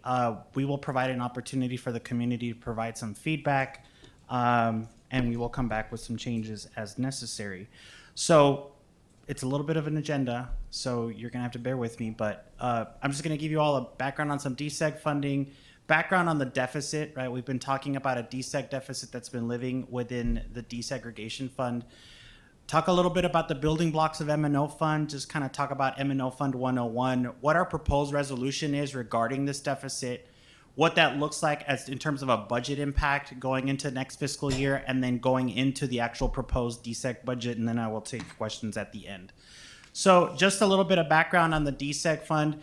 It's authorized by statute. It is funded entirely by a property tax levy for the taxpayers in Tucson Unified. Only be used to implement the activities of a court order or an OCR agreement.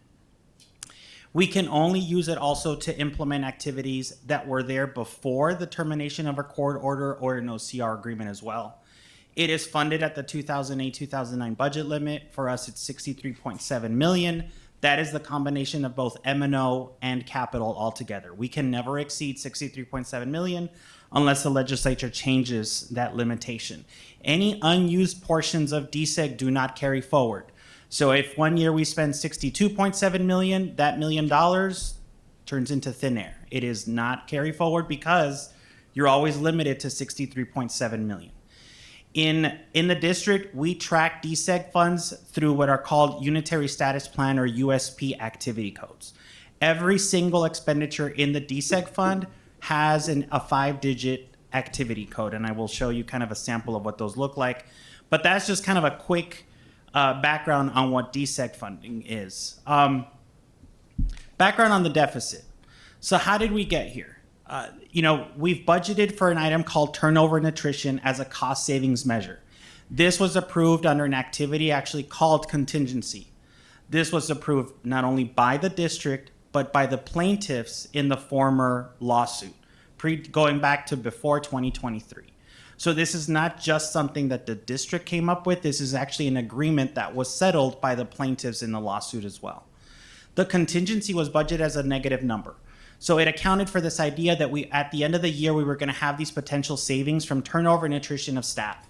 Staff starts late, they resign early, we never hire them, whatever the case may be over the course of the 10-month school year. That negative number then would be offset against all of those department savings, and we would essentially balance the budget. Again, we're frozen at $63.7 million, but the staff costs continue to rise. Right? So we continue to pay for the same number of people at a higher amount of money. So when you look at it, DSEG staffing over the course of the last 5 years has grown only by about 1.2%, whereas transportation staffing, their funding has grown by almost 40% in that same time period. So when you go back as far as 2021, we had a contingency of over $700,000. It's grown to now almost $4.2 million. You can see what the staffing spend is like and what the portion of just the transportation department is. Now, I'm focusing on the transportation department because in the last 2 years, they have received the largest increases in pay of any other group that we have in the district.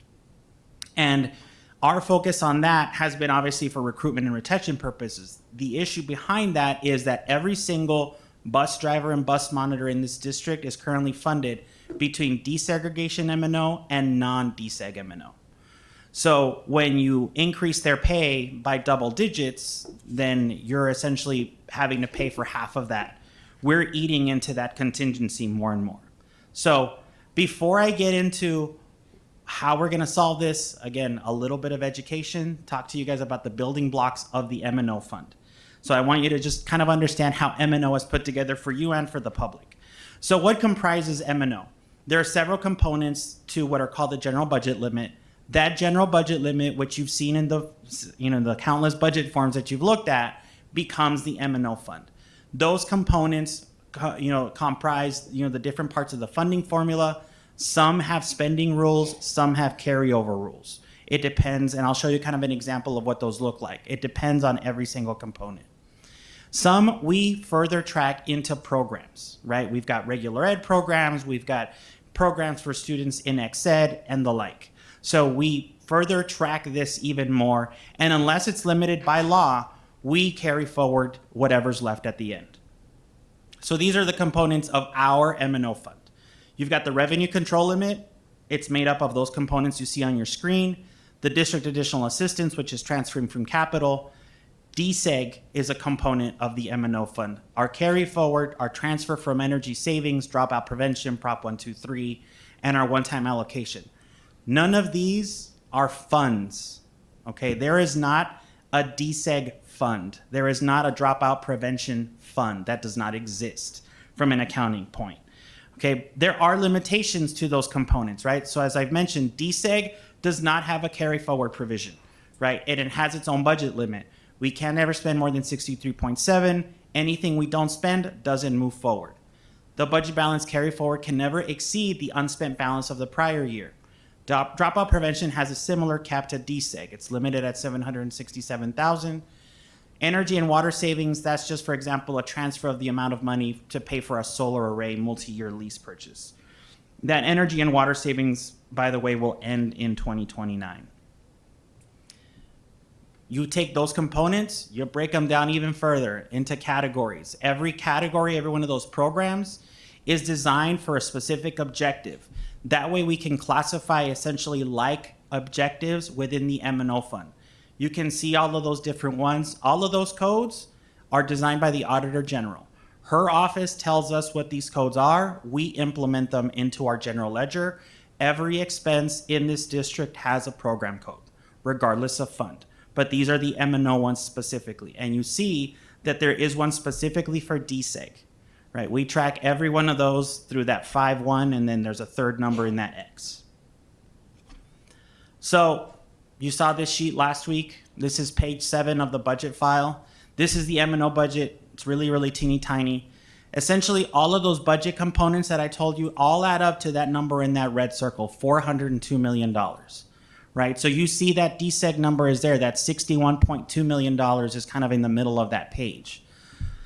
We take that number, and that ends up in our M&O budget. They're the same number, 402, 468. They're both the same way because DSEG is right in that middle line, $61 million. That's how we budgeted, right? So I want you to kind of understand what those components are so that you know that essentially we're moving money within the same fund. We're not taking money out of DSEG. We're not putting money into DSEG because that number can never grow, okay? The only number that can grow is the sum total of the M&O budget, but that's managed by other factors. So what's our proposal for the deficit in DSEG? So our transportation funding, the main source of transportation funding in this district, like every other district, is a transportation revenue control limit. Currently set at the 2007 limit. For us, it's about $19.5 million. Like I mentioned before, all our drivers, all our monitors are equally funded between M&O DSEG and M&O non-DSEG. Within the DSEG fund, we split them, or within the DSEG program, we split them between two activities, magnet transportation and incentive transportation, right? That's the program that manages why we fund those bus drivers and bus monitors. Again, all funded through a tax levy. We get no money from the state for DSEG specifically. So here's our proposed resolution. Starting July 1, that should say 2024 actually. Starting July 1 of 2024, the salaries for all the bus drivers and all the monitors would go from being split evenly 50-50 to 80-20. Non-DSEG M&O would take the 80% hit. DSEG M&O would take the 20% hit. So in that chart, you can see that ultimately the proposed budget for the transportation department is about $25.5 million. Doing that split between going 50-50 to 80-20, the budget is still $25.5 million.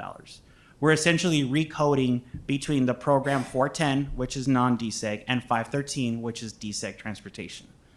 The idea is that we're trying to move $4 million out of the DSEG part of the M&O fund, right? We're trying to bring down that $4.1 million deficit by moving expenses out of the desegregation portion of M&O and putting it in the non-DSEG portion of M&O. The effect on carry forward is essentially minimal, right? Overall, there is no effect on carry forward because it's really an accounting change. But we've made other changes on the non-DSEG side of M&O to account for the fact that, yes, we're taking $4 million out of DSEG. We're still going to spend $61 million in the M&O fund, and we're putting them into non-DSEG, right? And that non-portion is going to go up. We've mitigated that in other parts of the M&O budget in order to account for some of that shift. Student transportation is still all part of the M&O fund, right? Both DSEG and non-DSEG side, and the activities are going to remain the same. We will continue to provide magnet transportation. We will continue to provide incentive transportation. Because remember, DSEG has no carry forward provision. It will never be part of the budget balance carry forward anyhow. The problem is that if we don't balance the budget in DSEG, we have to cut anyhow, because not only do you not carry forward, you can overspend. And if we don't do it proactively, the state Department of Ed will do it for us, and they will tell us how much to cut. So essentially, at this point, we're trying to resolve it ourselves versus trying to make it like a punitive issue from the Department of Education. So here's the carry forward example. This is what you saw in fiscal year 23. These are all the different programs that made up the FY23 M&O budget.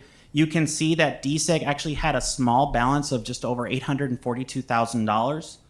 We can't carry that forward. Ultimately, our net carry forward was about $38.9 million versus $39.8 million, because those numbers just don't move forward. I want to just show you what the transportation budgets for other districts in Pima County look like versus the transportation revenue control limit. We're at the top. We get $19.5 million. We spend about $16.4 million in non-DSEG M&O. It's about $3 million that we leave on the table. It's not left on the table. It is reabsorbed into the budget, used for other purposes. What this number does not account for is the $9 million that we already spend on DSEG. Right? So technically we're spending more, $25 million, similar to our neighbors, right? You've got Amphi, Marana, all of them. They're all spending well over what we call the trickle. We're just not spending all of it because we've made the decision to put some of our transportation expenses in the DSEG. So how does this look on a proposed DSEG budget now that I've kind of shocked you with all of this? You're with me, right? So the DSEG budget proposal, remember, $63.7 million. It split 61.9 between M&O. We've got about 876 FTE, that's 97%. This is the request from the departments. 1.8 million, about 3% goes into capital. As it compares to FY24, we're increasing the M&O portion by $674,000, but reducing the FTE by 44 FTE. That's just because we're moving the bus drivers out for the most part. We are losing some, there are some FTEs that are being cut as well by the departments.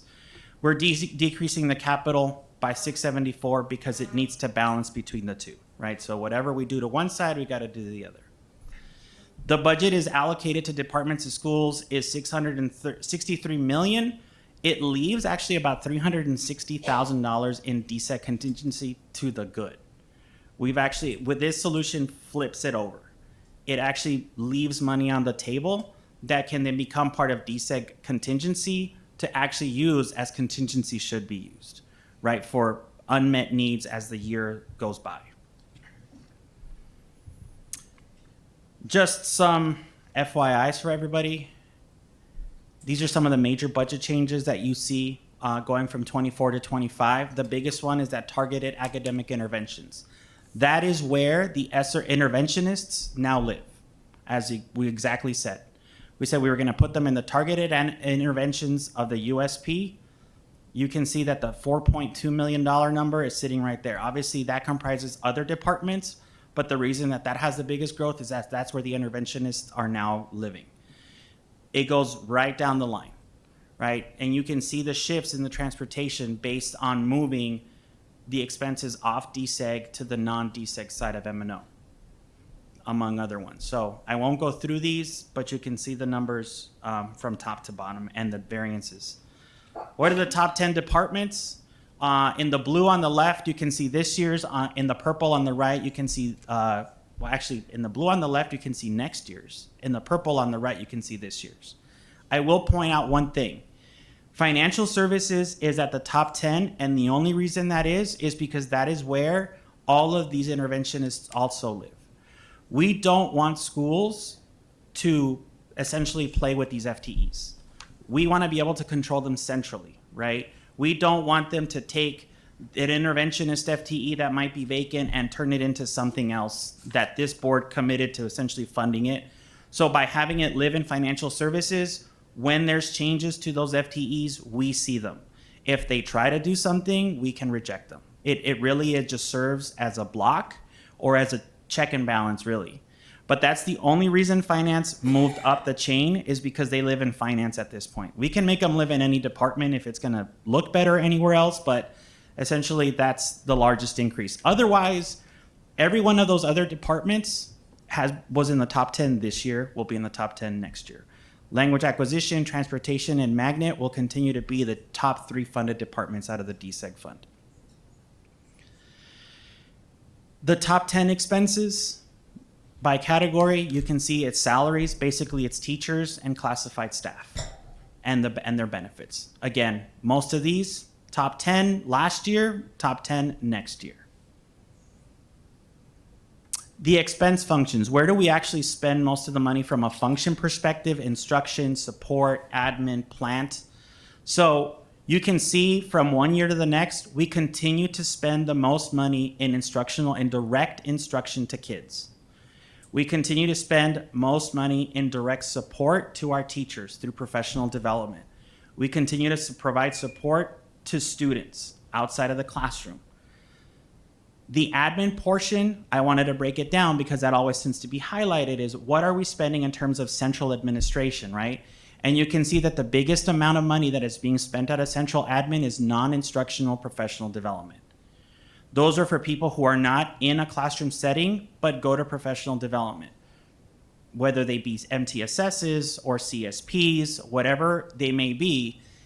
Essentially, we're spending it on professional development for people who are not in an instructional setting. Otherwise, we're spending it on marketing, we're spending it on fiscal services, which is managing the DSEG budget and everything else that you can see. So I wanted to make sure to highlight those expense functions. So as Dr. Trujillo mentioned, this was supposed to be presented to you last week, but we're going to go through a period of just public review, a comment period, look at this with you guys one more time in a couple of weeks, and bring this back on June 11th in a essentially finalized version with a public hearing.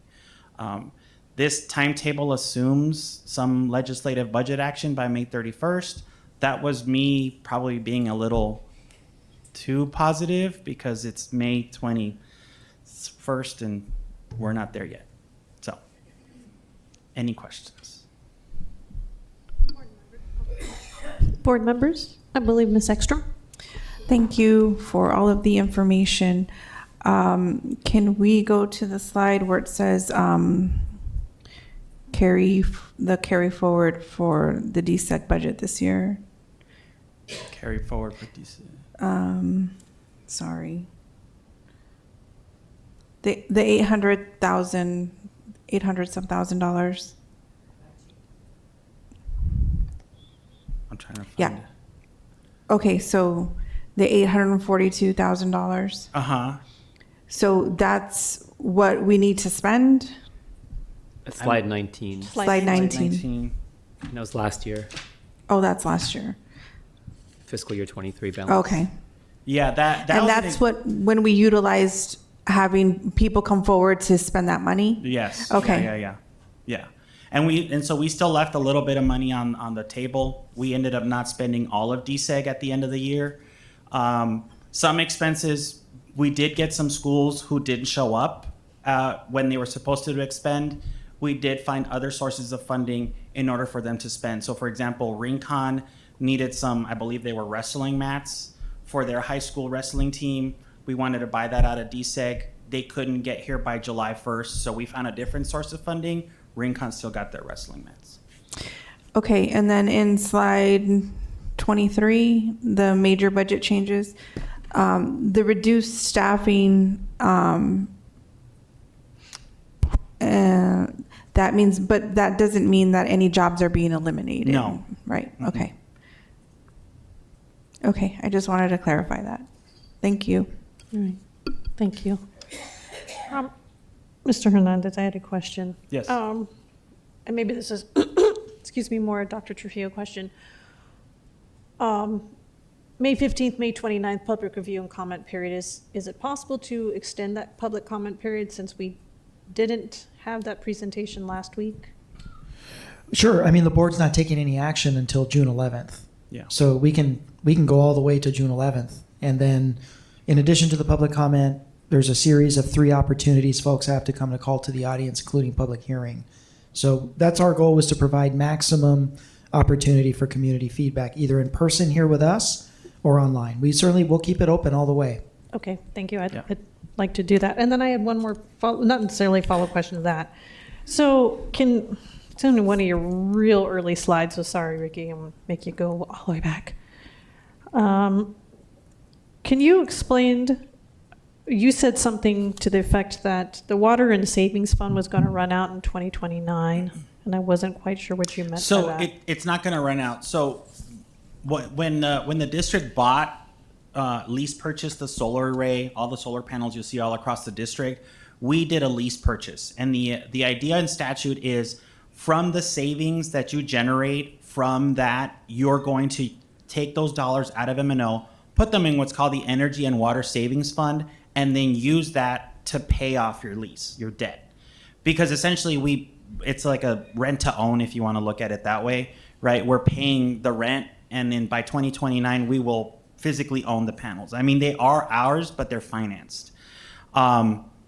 That will run all the way through June 30th of 2029. So really, right now, we're taking about $2.7 million out of M&O and putting it into this fund. We will no longer need to do that after 2029. So those dollars get to stay in M&O. Okay, thank you. Dr. Shaw. Excuse me. Thank you, President Luna Rose, and thank you for the presentation. Ricky, so for the transportation budget, that's number 400, right, is the revenue line. Right. So that does carry forward. So if it's not spent, that does carry forward. Yes. And it can be used for things that are not transportation related. Correct. It's just added to our M&O, like, hey, you have this many students, you're this large of a district, size-wise, or whatever goes into the formula that creates the transportation. But we get money from the budget limit, from property tax, state, wherever the money's coming from, to spend. And it can be spent on anything, but it's called transportation because it's coming from a formula towards that. Correct.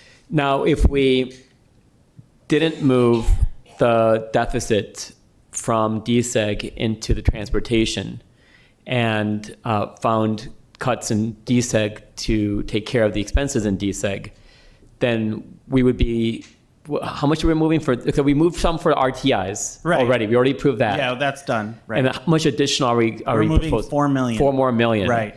So our deficit for next year in the general M&O budget would be $4 million less than it is. Approximately, yes. And so we don't have any capacity in our M&O budget to take in this extra cost. So why are we proposing moving this fund, this funding? I understand maybe in this fiscal year because we're at the end of the fiscal year and we can't really make cuts in the DSEG budget. It's kind of too late and we have to do this. But for future years, why are we proposing moving funding from the DSEG pot to the general pot when we have no capacity in the general pot? Well, one, I mean, it seems like a very kind of trite answer, or very kind of flip answer, but it's the cleanest way. You're moving between activities, right? It's still funding transportation. I understand what you're saying. It moves it within the transportation department and only within transportation department, right? One of the issues that we've run into is moving from transportation to something else, or moving from that something else into another department. This is the cleanest way to do it. The other thing is that we've been able to mitigate the other parts of the non-DSEG side of the M&O funding in order to accommodate this. Is this the only solution? To your point, it's not. I mean, we can, if we need to go back and find other ways to take DSEG dollars back down, I mean, we can certainly go back and do that. But this is a deficit that we need to address because either way, it's going to hit our carry forward. Right. Again, I understand that for this year because it's too late to make Right. any changes or anything to the budget in the last 6 weeks that we have, and we're Yeah. spending very little money because everyone's on summer break. Yeah. But for future years, like, again, there's no capacity in our general M&O budget, and if we are overspending on a fund because of all the salary increase and everything. We knew this was coming down the pipeline when we made all these decisions over the last couple of years, but we're not willing to make any tough decisions now when we're doing that, which it seems like we're just kicking the can down the road. And I feel like we're not doing our job as a governing board and as district leadership to actually make any tough decisions to compensate for all the decisions we have made that were really easy when we were much more funding rich with the ESSER funding, and we're able to move things around a lot more. So I'm concerned about approving a fiscal year 25 budget that is just shifting the deficit onto our general M&O without covering the deficit within the fund that is and the activities that it was meant to do. Yeah, I mean, it's a reasonable thought. I mean, it really is, because it is a rob Peter to pay Paul in a situation where technically Paul has no money, right? So we're really just shifting dollars onto an increasing deficit already. The M&O budget outside of DSEG essentially does not have. When Dr. Trujillo and I kind of discussed this, again, it's the cleanest. It's moving it within the same capacity, the same function, without affecting service levels, right? We're not cutting bus drivers. We're not cutting bus routes, right? The service level on transportation remains the same. We're not cutting now, but in a couple of years when we're out of our carry forward. Yes, correct. Yeah. No, that on that point, and I'll talk about that in my next presentation. Yes. That is something that we do need to focus on going into the future for sure. Yeah. So if my colleagues don't really care, and I'm the only one pushing this, then I'll drop it. But I would prefer, and I'll defer to my colleagues to get their opinion. I would prefer to get other options on the table as well, so we're not just going into more deficit on the M&O side that we don't have any capacity for. Mr. Romero. Thank you. And I was going to kind of talk a little bit about that, Dr. Shaw, so thank you for bringing that up. And then I know the proposed resolution, you're talking about changing it from 80% funded from non-DSEG and from 20 DSEG. So originally it's 50-50, correct? Yes. Where did that 50-50 number come from? It was always there. I honestly, it predates my tenure in the district in terms of who decided and how it was decided that it should be a 50-50 split. But it really is just a commitment to the fact that, that most of our transportation is related to transporting kids to magnet programs or incentivizing them to travel for the purposes of the USP. Dr. Trujillo. Yeah, that was a negotiated agreement in the earliest days of the USP, going back to like 14, 15, before any of us were here. And being very familiar with the background, it was, number one, it was an integration initiative designed to draw kids from all over the city to get on buses going to Magnet. But then it was also designed to give plaintiff class students direct access to these Magnet programs. So that's why it was 50% coming from the district's general fund for students at large to get on buses and to go to Magnet, and then 50% DSEG for plaintiff class students, African American, Latino students, to have access to all of the programs. So historically it's always been 50-50. Never really been anything that was renegotiated. And then you'd also mentioned, Ricky, that if we don't do anything, the Department of Education will make the decision for us. So we're trying to get ahead of that. Is the Department of Education aware of our deficit? They're not aware because we've balanced it in the past in other ways, right? We've been able to, find other ways to clean it. I wouldn't submit to you a budget that is unbalanced, so I wouldn't give you a budget that's $67 million and then force ADE's hand to then come tell us you went over by $4 million. We'd have to make some tough choices, right? If this is not the solution, if this doesn't work, for example, then certainly, this is kind of why we want to make sure that we're here before we really get to the adoption phase, is if we need to start taking a look at other components of DSEG in order to accommodate this deficit, then we need to, then that's kind of the feedback that especially I'm looking for from the finance side, because all of these programs are academic in nature for the most part. Dr. Trujillo. As we engage in this discussion and we mull this over the next 2 or 3 weeks, there's essentially 3 options on the table, right? So first thing is dealing with FY24, which the board has a couple of options for FY24. I think we're all in general agreement, as Dr. Shaw noted, with 6 weeks, getting there through cuts is off the table for FY24. So your options would be execute the transportation adjustment would be option number 1. As Dr. Shaw noted, your deficit goes up, but your carry forward's not affected. but you're upping your deficit. So at some point, your carry forward would have to cover that down the line. Your other option is to just eat it straight across the deficit for FY24. Just pay it out of your carry forward and be done with it for this fiscal year. That obviously doesn't increase your deficit, that you're running deficit in M&O, but it would obviously debit your carry forward. Going forward into FY25, there are three options that I think the board should consider. Option one, same thing. FY25, execute the transportation adjustment, deficit goes up. We're running the deficit for FY25.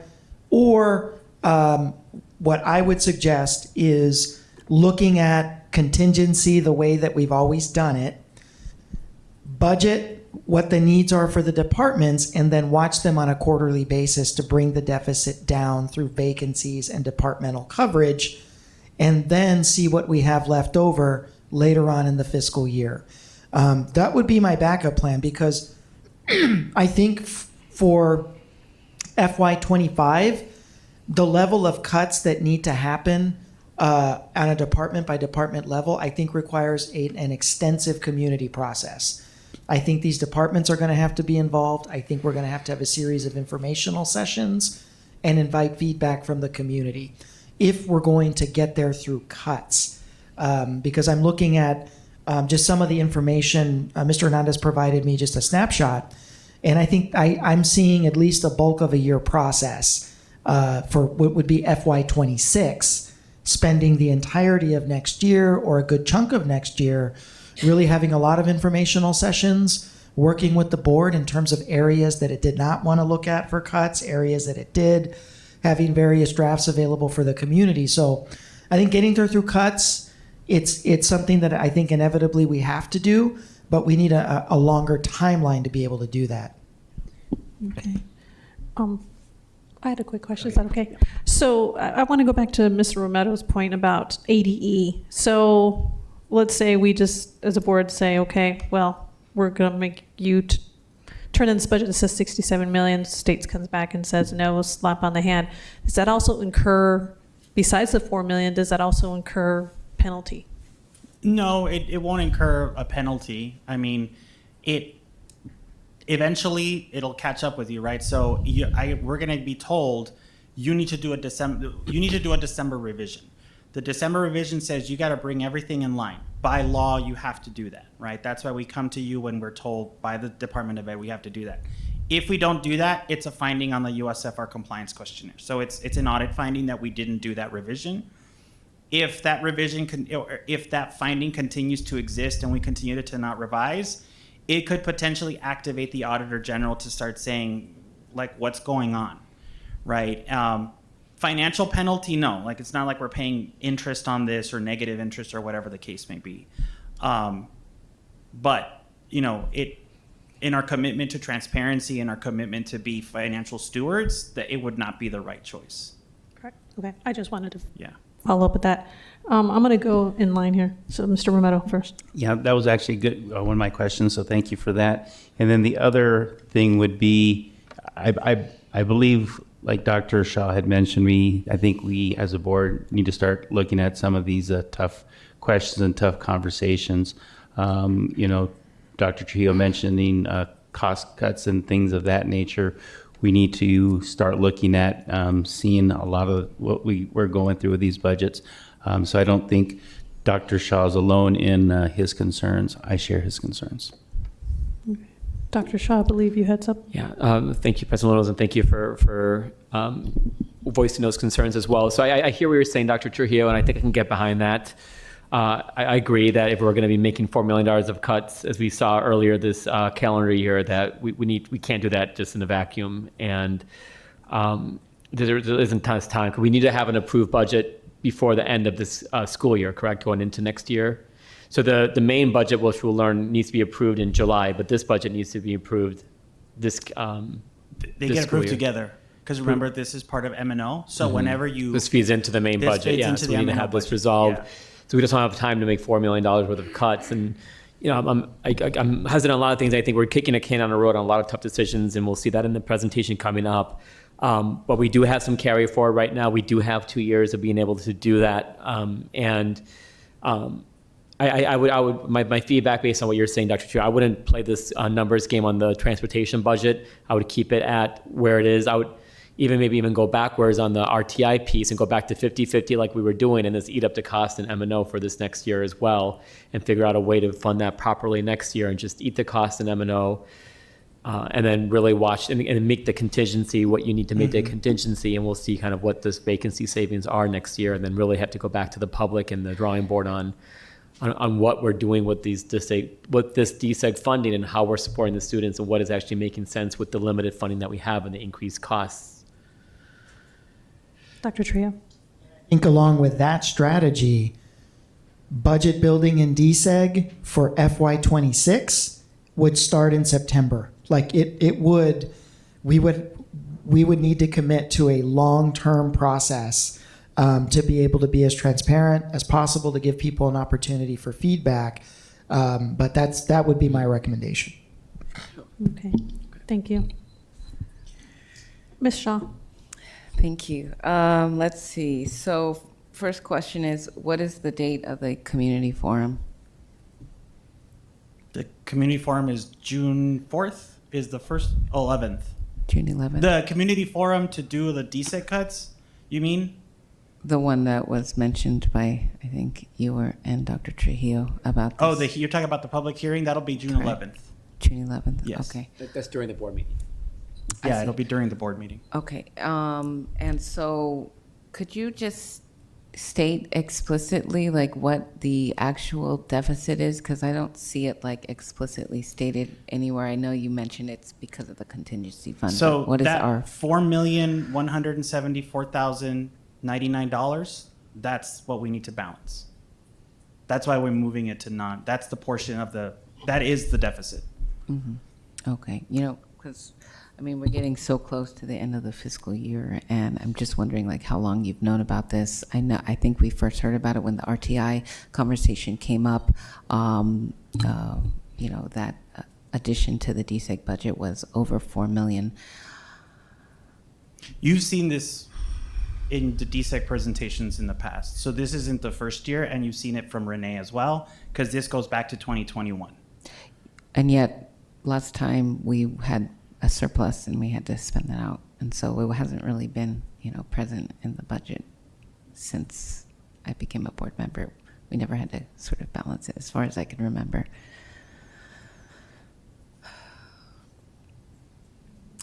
And so is there a explicit amount of time that we have to put this reallocation out for public comment in state statute? So the budget needs to be adopted on or before July 15th. And as you recall from the presentation, DSEG is a component of M&O. I need you all to legally adopt a budget by July 15th. That's the absolute drop dead deadline. But according to the post-unitary status plan, do we have a specified amount of time that this has to go out for public comment? That part I don't know. Shouldn't we know that? No, because I'm not the lawyer. Who knows that answer? I can look in the post-unitary plan, but I'm afraid I don't memorize those dates. Okay, because I just want to make sure that we're following that correctly. Regardless, adoption by July 15th or spending stops. That's just the way it works. Understood. Okay. Board members, any other questions for Mr. Hernandez? Okay. I think we can probably move on to the next agenda item, FY25 tentative maintenance and operations M&O budget. Yes. First draft. So, Dr. Trujillo, is there anything you wanted to say before we move there? No, I'll just go ahead and turn it over to Mr. Hernandez. Thank you. okay. By the way, I need to give credit to Orlando Chavez. He's a senior at Tucson High. I took his picture from Facebook. I told him I was going to do that. It's a great picture. So it's a budget with an attitude. Let me put it that way. I do believe he's a graduating senior, correct? Yeah, he is. He is a graduating senior at Tucson High. So, yeah. So this is a tentative budget. We don't know what the legislature is going to do, right? The legislature continues to essentially try to figure itself out. They're meeting once a week. These figures that I'm reporting to you are based on projections and some assumptions that we already know, but until we get told by the legislature this is it, everything is in flux. Final forms actually came out today from the Auditor General's office. Those forms do not account for a lot of what I'm talking about, but it will allow us to provide a proposed budget. Hopefully by the time that we come back on the 11th, there is one. So I'll talk through budget factors, the budget limits, some of the variances. I'll talk about property taxes, some challenges in the outlooks, and I'll take your questions at the end. So the budget factors that I'm including in this presentation are those that you can see up above. We're getting a 2% base support level increase. We can expect no more than that. That translates to about $98 per student. You can see that there's some increases for teacher experience, the eligibility for free and reduced lunch, an increase for district additional assistance, which is capital. Those were budgeted by the legislature in prior years, right? They committed to fiscal year 25 having those increases. We are losing a one-time allocation of $10.8 million. That's something that every school district got. It was a one-time injection of money. It's moving out. And my budget provides a projected 1% decrease to the average daily membership for students for budget planning purposes. Again, these could potentially change depending on the action of the state legislature in the coming weeks. So it's a lot of numbers, but these numbers reflect that 1% ADM enrollment loss plus the changes to the resulting base support level from the inflationary increase. There's that 4.7 million. You can see the drop in the carry forward due to the one-time influx in FY23. So it's about $10 million that we're losing, plus the loss of the one-time state aid, the other $10 million supplement. In capital, the decrease is related to a decrease in our carry forward. So our carry forward will actually shrink from 9 to 5 million. So about half will be going down. We will also be moving an additional $10 million out of capital to M&O in order to essentially support the maintenance and operations budget. Overall, it's about a $12 million reduction year over year on the capital side. Now the DSEG budget, as I've mentioned before, $63.7 million numbers. These are the major USP categories in the budget, right? These are the categories that we have. Again, that $4.6 million, that is where actually the contingency was essentially being removed. But obviously this is going to change now that we've had some direction. But essentially, we were moving that to the good because we were eliminating the contingency by moving bus drivers. That's not taking place. So we'll make those changes accordingly. That's why transportation dropped. Number 5, quality of education, that $3.9 million number, that's just an increase from the RTI and interventionists being in there. But ultimately, we're still at $63.7 million. Property taxes. So the property tax rates and levies are changing slightly due to the increase in the assessed valuation across the district.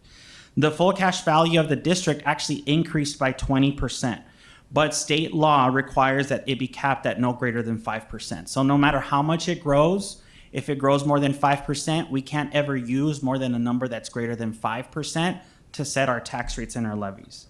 Now, homeowners are going to see an increase in the homeowner's rebate plus a resulting decrease in their levy of about $13. So that net primary levy is going down by $16 year over year. That's because they're going to get a larger rebate than they got last year, and we're decreasing the primary levy by about $13. Now the DSEG levy remains the same, 63.7, but the cost to every $100,000 is going down by $7. So we're actually charging people less for the same amount of money, mostly because their value went up.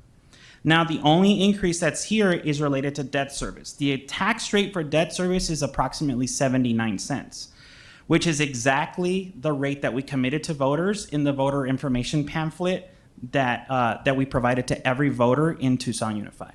So if voters out there still have that pamphlet somewhere buried and they want to pull it out, they can see that we committed to 79 cents.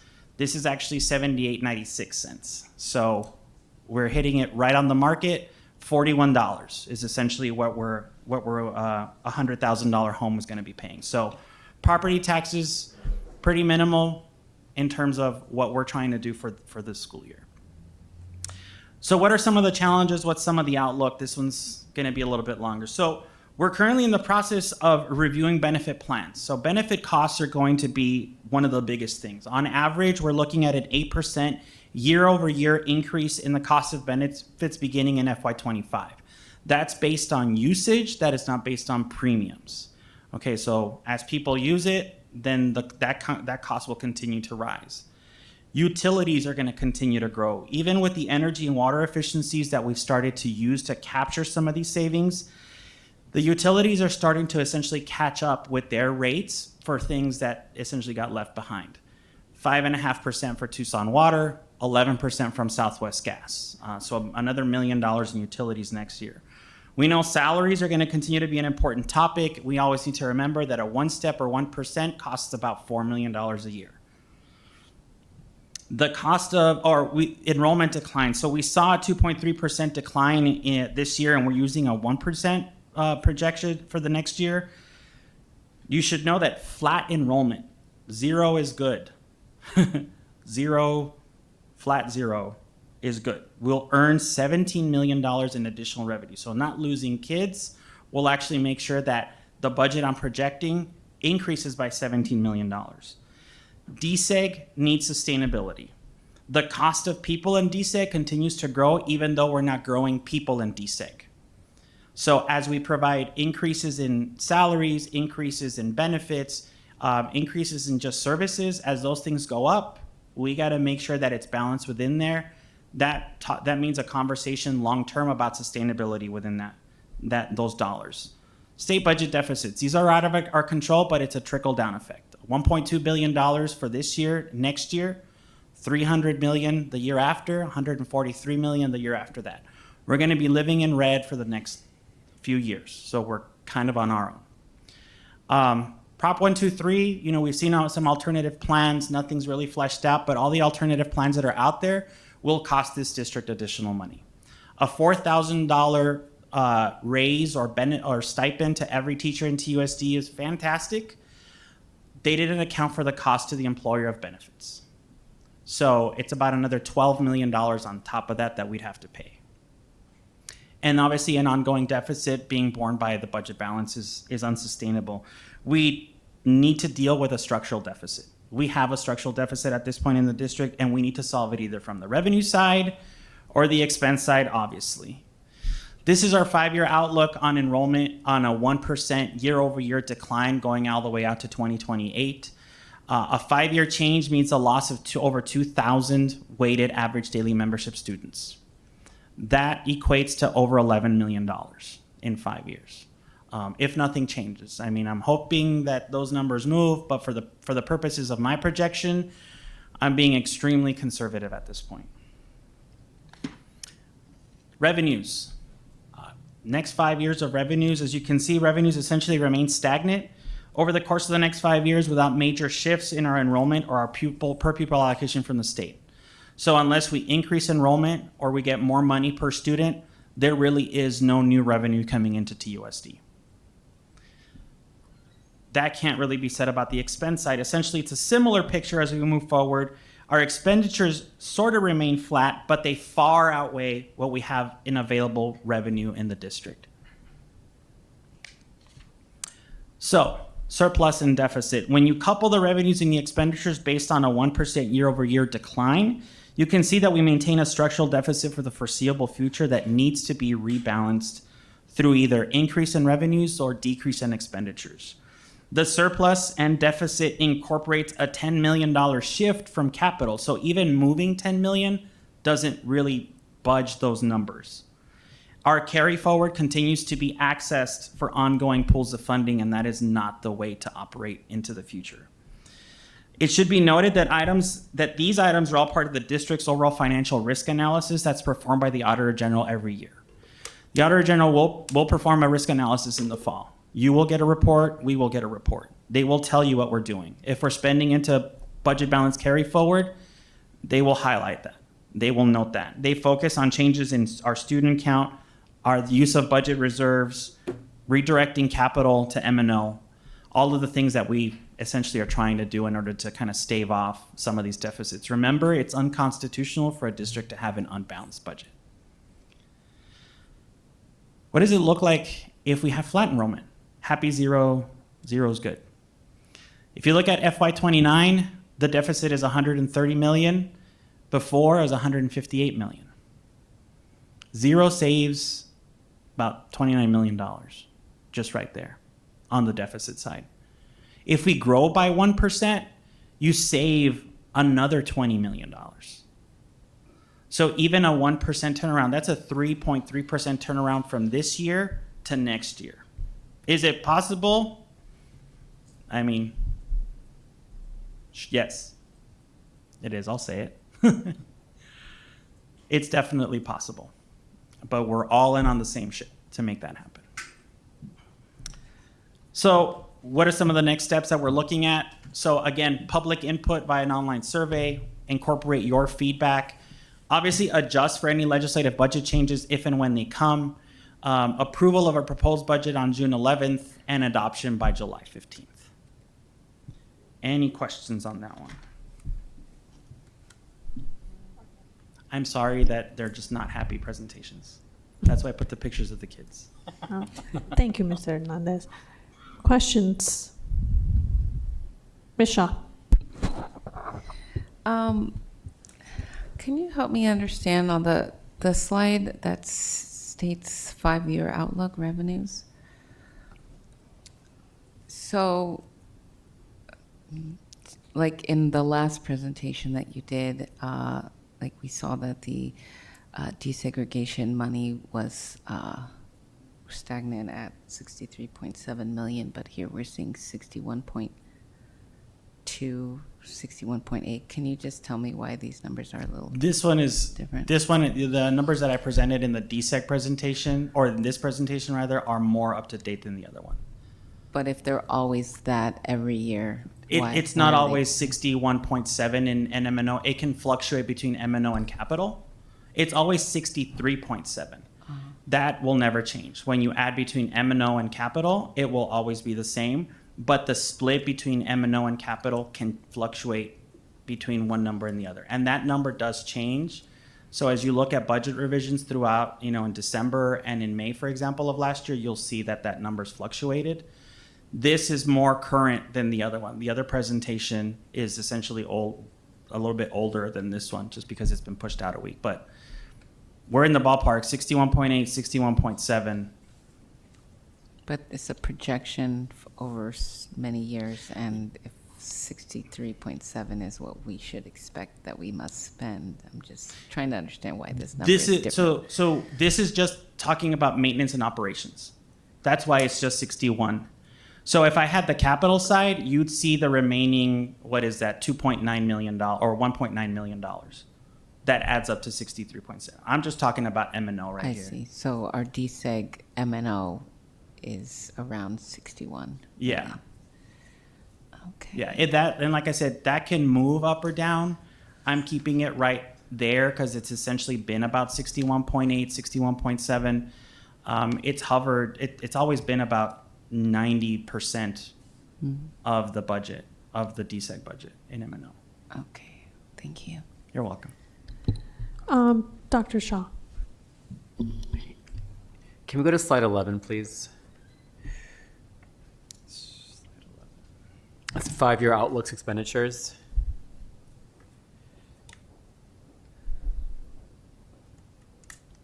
Yep. So what details do you have? What's going into the 25, doing the math right, $25 million of non-DSEG M&O expenses increase from this year to next year? That's just, we're projecting costs of staff. That's just cost. And then also the bus drivers are in there. This assumed the 80-20, which is about, $4 million. So that's one component, but that's also staffing costs that we've projected out into the future. that number actually will drop now that we've received all of the schools' budgets, all of the departments' budget. That 319 million will be closer to 290 million. So it will actually, that number will actually start to come down now that we've had everything uploaded into Visions. I'm sorry, it's going from 319 to 290? 319 to 290. Yeah, that number will come down. That's a big change. And the biggest change is the fact that I made estimates on that 319 based on what the information we had at the time, which didn't include all of the schools' budgets and all the department budgets coming through. So now that schools' budgets and department budgets have actually all been lined up, we know that that number is actually smaller going into the future. Okay, that's a huge change. It is it is a significant change, and it mostly has to do with the fact that we've actually been able to reduce the number of FTEs that we need out at schools without actually having to cut staff by making sure that we stick to the fidelity and the consensus agreement. So if we go to slide 11 then, if we have $20 million less of expenses, then we should have still some carry forward left over. There will be some carry forward left over. Okay. Yes. Yeah. Okay. These numbers need to be trued up to what the update is on the budget that we have from departments and schools. Mr. Romero. So a couple things I know you had mentioned, kind of where we're at with we need to increase revenues and reduce our expenses. And, again, it is possible. And then going back to slide 9 where it kind of shows our student enrollment, what we had from 2019 to kind of our projected here. And as you can see here, I appreciate the positive flow on it. We need to get that back up, but that seems like that's the biggest way to increase our revenues. I don't think we should cross our fingers that the legislator is going to do their job. We need to find out as a board what we need to do to increase those numbers right over there, because looking at this, from me sitting up here, this shows that we're not doing our job either to get those numbers up.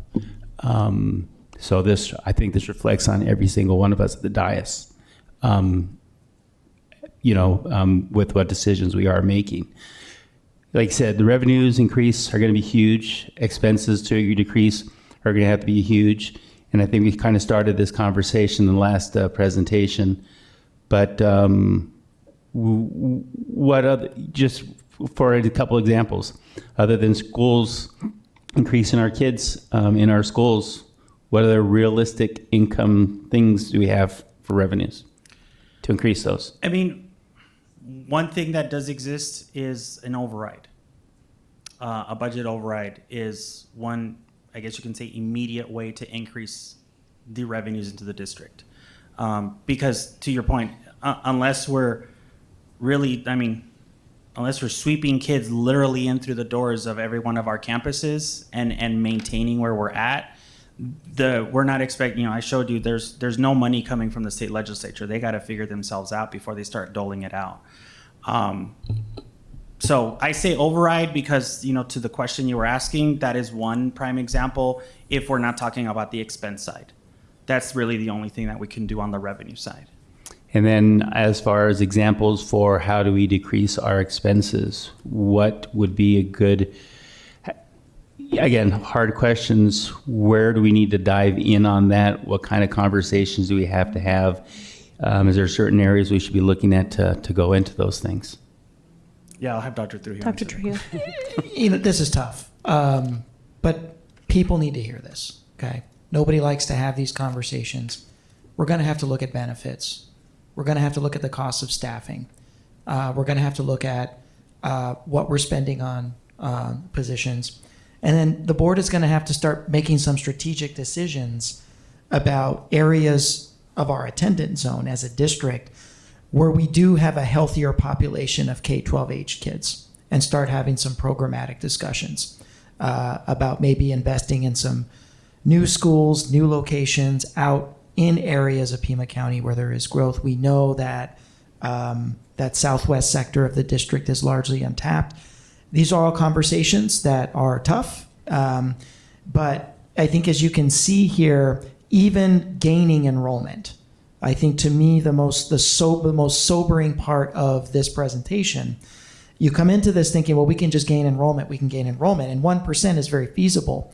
Even 1% year over year over the next 5 years doesn't really solve your deficit at all. And we have to be very realistic that in this hyper-competitive open enrollment market, where you're also competing with vouchers and you're competing with a just strong concentration of charter schools. I think we're up to about 140 now in the 220 square mile boundary of the district. And then you're also elbow to elbow with a lot of private schools and a lot of traditional public school districts. To increase 1% is actually really good with all that competition. So for us to say that we have a realistic projection that with all the marketing and all the publicity, that we would be able to increase enrollment 5, 7, 8% year over year, I'm not sure that's a very realistic message to be giving. I think the district firing on all cylinders and doing everything right with recruitment and retention and promotion and enrollment, maybe 2.5% even. Yeah.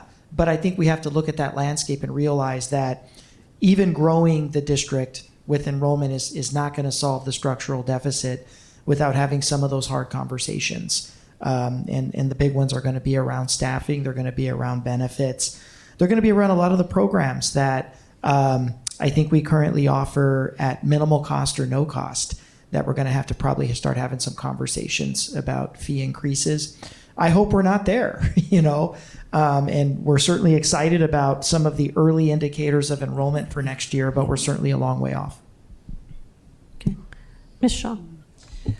So about enrollment, I know we had the presentation at least a month or so ago about like the communication strategy. I would really like to see that come back to the board because enrollment is critical, and we had a lot of direction that we gave, and I'd like to see an update on the changes that hopefully took place because, that's our main driver of enrollment. And, about the numbers, like on this specific slide, I'm seeing that for this fiscal year or this school year 2024, we're over 40,000 and approaching 40,000. But at the last board meeting, your presentation listed us under 38,000 for enrollment. So I'm just trying to understand, like, how many students do we actually have the current number? So it is approximately 40,000. If you note, this is weighted student count. This isn't body count, so the number of head count. This is based on the different factors that we use in order to count the students and the weights that we get. That's the number that we use in order to actually fund. But we are hovering at about 40,000 students right now. I don't know the number exactly off the top of my head. Okay, because I guess maybe this past presentation was average daily membership. Right, that was, An average daily membership is how many days a student attended for the first 100 days of school, and then what the fraction of that was. And we're paid out by how many are actually in their seats. In their seats for the average of that 100th. So yes, the average daily membership. And so I know truancy and absenteeism is an issue all around our district. So do we have a number of how many students are enrolled but don't pass that threshold? Because it seems to be like a substantial amount. Yeah, so one thing I can tell you, and Dr. Trillo can give you more specifics, but if they're absent more than 10% of the year, we have to drop them. So, a student who doesn't, who's absent more than 18 days, unless we've, provided them alternative education, they automatically have to be dropped. And so, to your point, the absenteeism and the truancy piece definitely affects our average daily membership. So, and it impacts our budget. Yes, ma'am. Dr. Turner. I actually think that's a really big area, is alternative ed. And if your alternative ed programs are firing on all cylinders, and of course, opportunities with like a Project More and TAP, and now with TUVA, those are your opportunities to connect those kids to those programs so that you don't take the loss. Because when the kid drops, not only do you have the societal cost of a young person disconnected from the school system, there's also the financial. And then we call it the triple gut punch, because if that student, obviously there's maintenance and operation dollars attached to that kid, but then there's also title dollars most likely that walks out the door when you're doing a 10-day drop. So then the school's title budget becomes smaller, we take the hit, and it's just not good all around. So the work that the Alternative Education Committee is going to be doing with Mr. Armenta, I think, is extremely important, because the sooner you hook those kids into those programs, the better chances we have of retaining them here in the district. Tuva is the fastest growing school that we've got. So an alternative school is, I mean, leaps and bounds. Yeah, just look at Tuva and where it's at. I mean, it's amazing. We would be in a lot worse position, I think, enrollment-wise, if we didn't have Tuva. Dr. Shaw, I think I saw your hand. Yep. I think at this point, I think there's a lot of changes. It's hard to give feedback or really say much about this when this is tens of millions of dollars different now than it was at this presentation is. So I guess I'm looking forward to this coming back, hopefully looking less grim, rather. It'll look a little bit less grim. I will say that, you know, that net subtotal amount, which is the structural deficit, that will continue to be in red, just not as big. Mm-hmm. So that continues to be the ongoing issue that we need to fix, even if the numbers are going to get a little bit better. So yeah, we'll have some carry forward at the end of fiscal year 25. But, you know, as I've mentioned before, we've got 2 more bond sales, right, that we've got to put out to the public, because we still have 9 years and change to do this bond. It'll get more expensive if we start dipping into reserves, if our enrollment doesn't grow. And our investors look at that. They ask me about that stuff. They ask Dr. Trujillo about those items. And so there are people who are not necessarily living in this community, but are vested in our financial health, looking at this information. I had a quick question. So could you explain exactly, for maybe perhaps those who are still sticking around listening, what exactly weighted student count means? So weighted student count is, so kind of to what I was saying to Ms. Shaw, elementary and high school students are provided a certain weight. And then on top of that, there are group B weights. Those are English language learners, different types of special ed students. Free and reduced lunch count students are gifted kids. So we're provided additional weights based on the average daily membership for those types of students. As we track all of those, as we add those, then we get that 53,000 student count. That's what it means by weight. They just provide us an additional amount for the value of the student. So, you know, an elementary student is weighted at 1.3, for example. Okay. And then my last question. Now, I know this is out of our control, but have we heard from perhaps like our lobbyist about the budget, legislative budget, where they are in that process? Because everything this legislative season has been very contentious around a lot of the societal, quote unquote, culture war issues, and also really statewide conversations about abortion rights going on at the legislature. That has just totally derailed budget conversations. We are still at a standstill. There's no real news coming out right now other than the dreaded $1 billion shortfall that we hear about. But there's literally no work being done on the state budget right now. And that's of course of concern. We're still waiting to hear word on the aggregate expenditure limit. Nobody's even talking about that.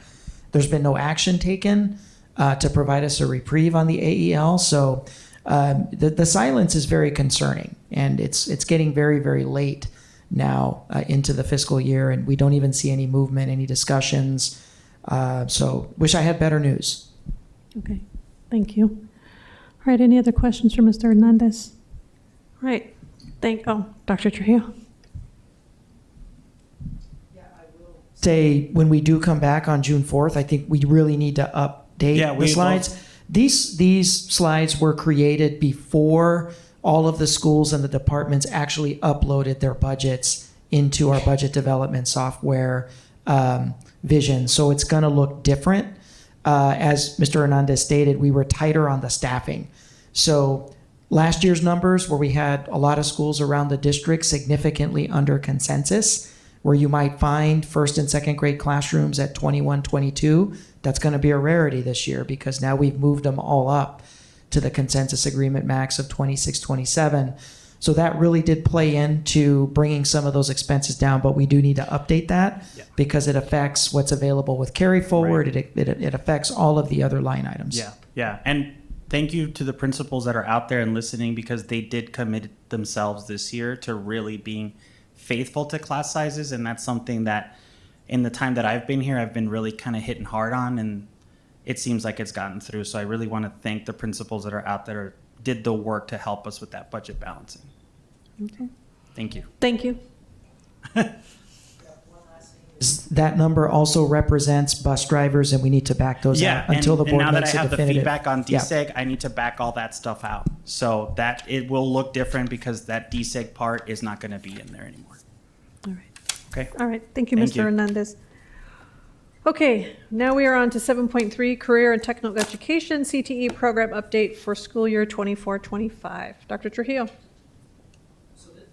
The fun stuff, President Luna Rose, after some pretty serious discussions here with our budget. Let's talk about career and technical education and where we've been this year and what we're looking at for next year. I'd like to introduce, he doesn't really get to address the board a lot, but one of our outstanding CTE educators and leaders, our program coordinator for CTE programming in the district, Mr. Chuck McCollum.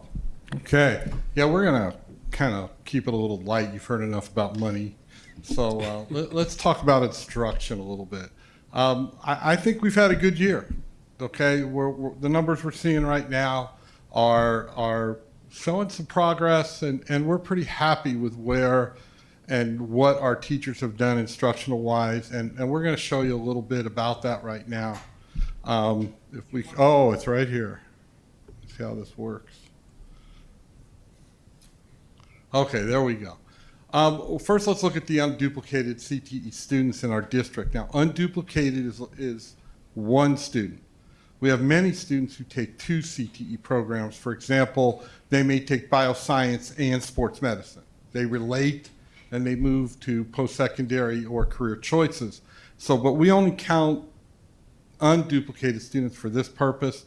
It's kind of a fun thing, and we'll just move forward. So right now we're looking at about 3,302 high school students in the 10th, 11th, and 12th grades.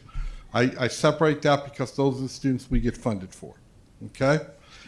We have 1,474 ninth grade students for a grand total of 4,776 unduplicated students, okay? That equates to about 32% of our high school students taking at least one career technical education course, okay? As we move forward, and this is really hard to see, but our technical skill assessment results, okay? ADE is they haven't figured things out yet, to be quite honest with you. So we were moved to test all of what we call completer students who have taken at least 2 years of a program. So we tested, if I could see that correctly, 1,200 and I think 91 students this year, okay, at 11 sites. It was done in the month of April. It was a chore, I'll be quite honest with you, because it coincided with ACT, AZ Science, and every other test that a kid could take in April. But we got it done, and it was pretty successful. I have to give credit to the sites. Our department chairs at the sites ran that and did a very, very good job of getting our students through that, okay? Of those 1,200 and students, a little over 1,200, 814 of them passed the technical skill assessment. Now that was an increase of 268 students from the year before. Okay, that's huge when it comes to things like letter grade and our performance measures. When you look at it from that standpoint, okay, when we test, what's counted for us by the state of Arizona for success is the cohort of that year. This 268 students included juniors and sophomores, which means we have kind of set the stage for the next 2 years, if that makes any sense to anybody. Schools will walk in with a certain amount of juniors that have already passed that we do not have to test next year, which will count towards our performance and our letter grade. So that's huge for us. That's a great number. Our overall pass rate was about 65%, which is pretty good for a district of our size. That mirrors some of our, I'll be honest with you, I compare ourselves to the Chandlers, the Mesas, the Peorias, school districts like that. It's pretty much on par with those school districts and that many students that we have to test. 22 programs within our district achieved an 80% or above pass rate. That means all the students they tested, okay, tested at least 80% or above. 19 programs had a minimum 100% growth. Now, this is really important, all right? And I'll tell you why. I'm going to use an example here and hopefully not embarrass them, but our auto teachers, they take abuse, okay? Statewide, auto scores are very low, okay? It's just something we've been battling for years and years and years, and something we focused on this year. So those auto teachers, a year ago, as embarrassing as this is to say, passed 6 kids. This year they passed 35. That's huge. Okay, that is what, a 500% growth rate. They need to be commended for that. So we look at growth rate of programs. And right now,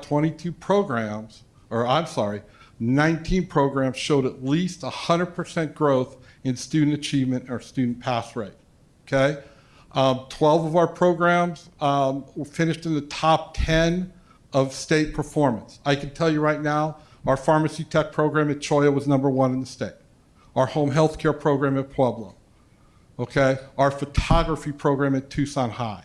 Okay, we're pretty good at what we do, and our teachers are really showing that with the achievement of our students, okay? 235, I gotta learn how to do a slide because I'm having trouble reading it. 235 students passed the assessment with an 80% or higher pass rate. Now that isn't just seniors, that's sophomores through seniors. In fact, we had a sophomore score at 97% in film and TV at Palo Verde High School. So we can see where instruction has started to take really an emphasis with our programs, and that is direct instruction as well as lab instruction. So we're really pretty pleased with our TSA results right now, okay? We'll move on. The second part of what the state complies us to do is offer industry-approved certifications, okay? These are certifications that help a student move on. Either, a student has really 4 options when they graduate high school. They can go post-secondary, direct employment, in the military, or they could sit on their mom's couch, okay? None of us want the couch scene. So these help students move forward into employment opportunities or give them an experience that moves on into post-secondary, okay? There's some highlights up there. This is wrong numbers. I had to turn this in early for you guys, but we continued to test all last week, okay? So that 1,062 industry certifications that have been earned is not really that. It is really 1,334. Okay, so we passed close to 300 exams in the last week for certifications. There are some examples up there, and I listed some on purpose. Catalina High School Business Operations. They did not pass 20, they actually passed 39. Now I want you to think about the population at Catalina High School. Highly EL, refugee, but they passed, and if any of you have done a Word, an Excel, a PowerPoint, those are not easy, but 39 students passed that exam. 39 exams were passed. Some students passed multiple. Okay, so that's awesome. Santa Rita High School, where we have the dental assisting program, 16 radiography degrees, and of those 16, 3 also passed coronal polishing. Okay, I can tell you right now they all got jobs. Okay, plain and simple. Okay, I'm going to go back to Catalina High School with OSHA 10. Mr. Romero, you understand OSHA 10, okay? 61 certifications by the construction students at Santa Rita High School. Tucson High School, automotive, 54 ASE certifications by students. Again, we had some students pass 10, okay? That's amazing. And then our home health care program at Pueblo High School, 31 direct care workers. Okay, they're all not going to go into home health, but that background leads to them going post-secondary into the medical studies at the university or Pima Community College. Okay, I could give you examples up and down because we have 60-some programs in this district. Okay, and so these are just some highlights I wanted to provide you tonight. Mr. McCollum, I do believe Dr. Shaw had a question. Oh, I'm That's sorry. okay. Thank you, President Luna Rose. I was wondering, with all this discussion of the testing and the previous slide and here and the certification, are these all written exams, oral exams? Are these technical skills, like to see them like on in like fixing a car or taking photos? Like how are these all assessed? That's a great question. This is done through the Arizona Department of Education. They are not practical skills. Okay, so nobody comes down and watches them change the brakes or change a tire. These are written 100-question multiple choice exams, okay? So they're a little more difficult because you have to take into account not only the lab part, but the direct instruction, which helps kids understand the terminology, what they're reading. I use this all the time. I have culinary teachers or students that can cut a tomato in 30 different ways, but say the word chiffonade, and they got a little bit of an issue. So we have to start and work towards the direct instruction part. So yeah, it's more of a multiple choice 100-question test. And same thing for the certifications, are all multiple choice tests as well? No, that is different, okay? They are determined by industry. So when you look at Microsoft Office certification, that is done through Microsoft. So it is more of a practical exam because they have to do and answer the questions online, but say they're taking Adobe, they have to be able to perform the skill. Does that make sense? Yeah, so like the coronal polishing, you're actually like someone's they're doing watching them like actually do the coronal polishing. Oh, yes. Okay. Okay. So as a matter of fact, we just kind of had a demonstration there last week. I don't know if any of you have been to the dentist lately, but they x-ray your teeth a little differently now. We had a gentleman come in, show the kids how to use that device. They actually made 3D molds, then created, what are they called, vision lines, or I forget what they're called. Invisalign. A Invisalign, and they made them themselves, okay? So that's kind of where we're moving with our programs. We're adapting to what the industry is looking for and what our kids can do.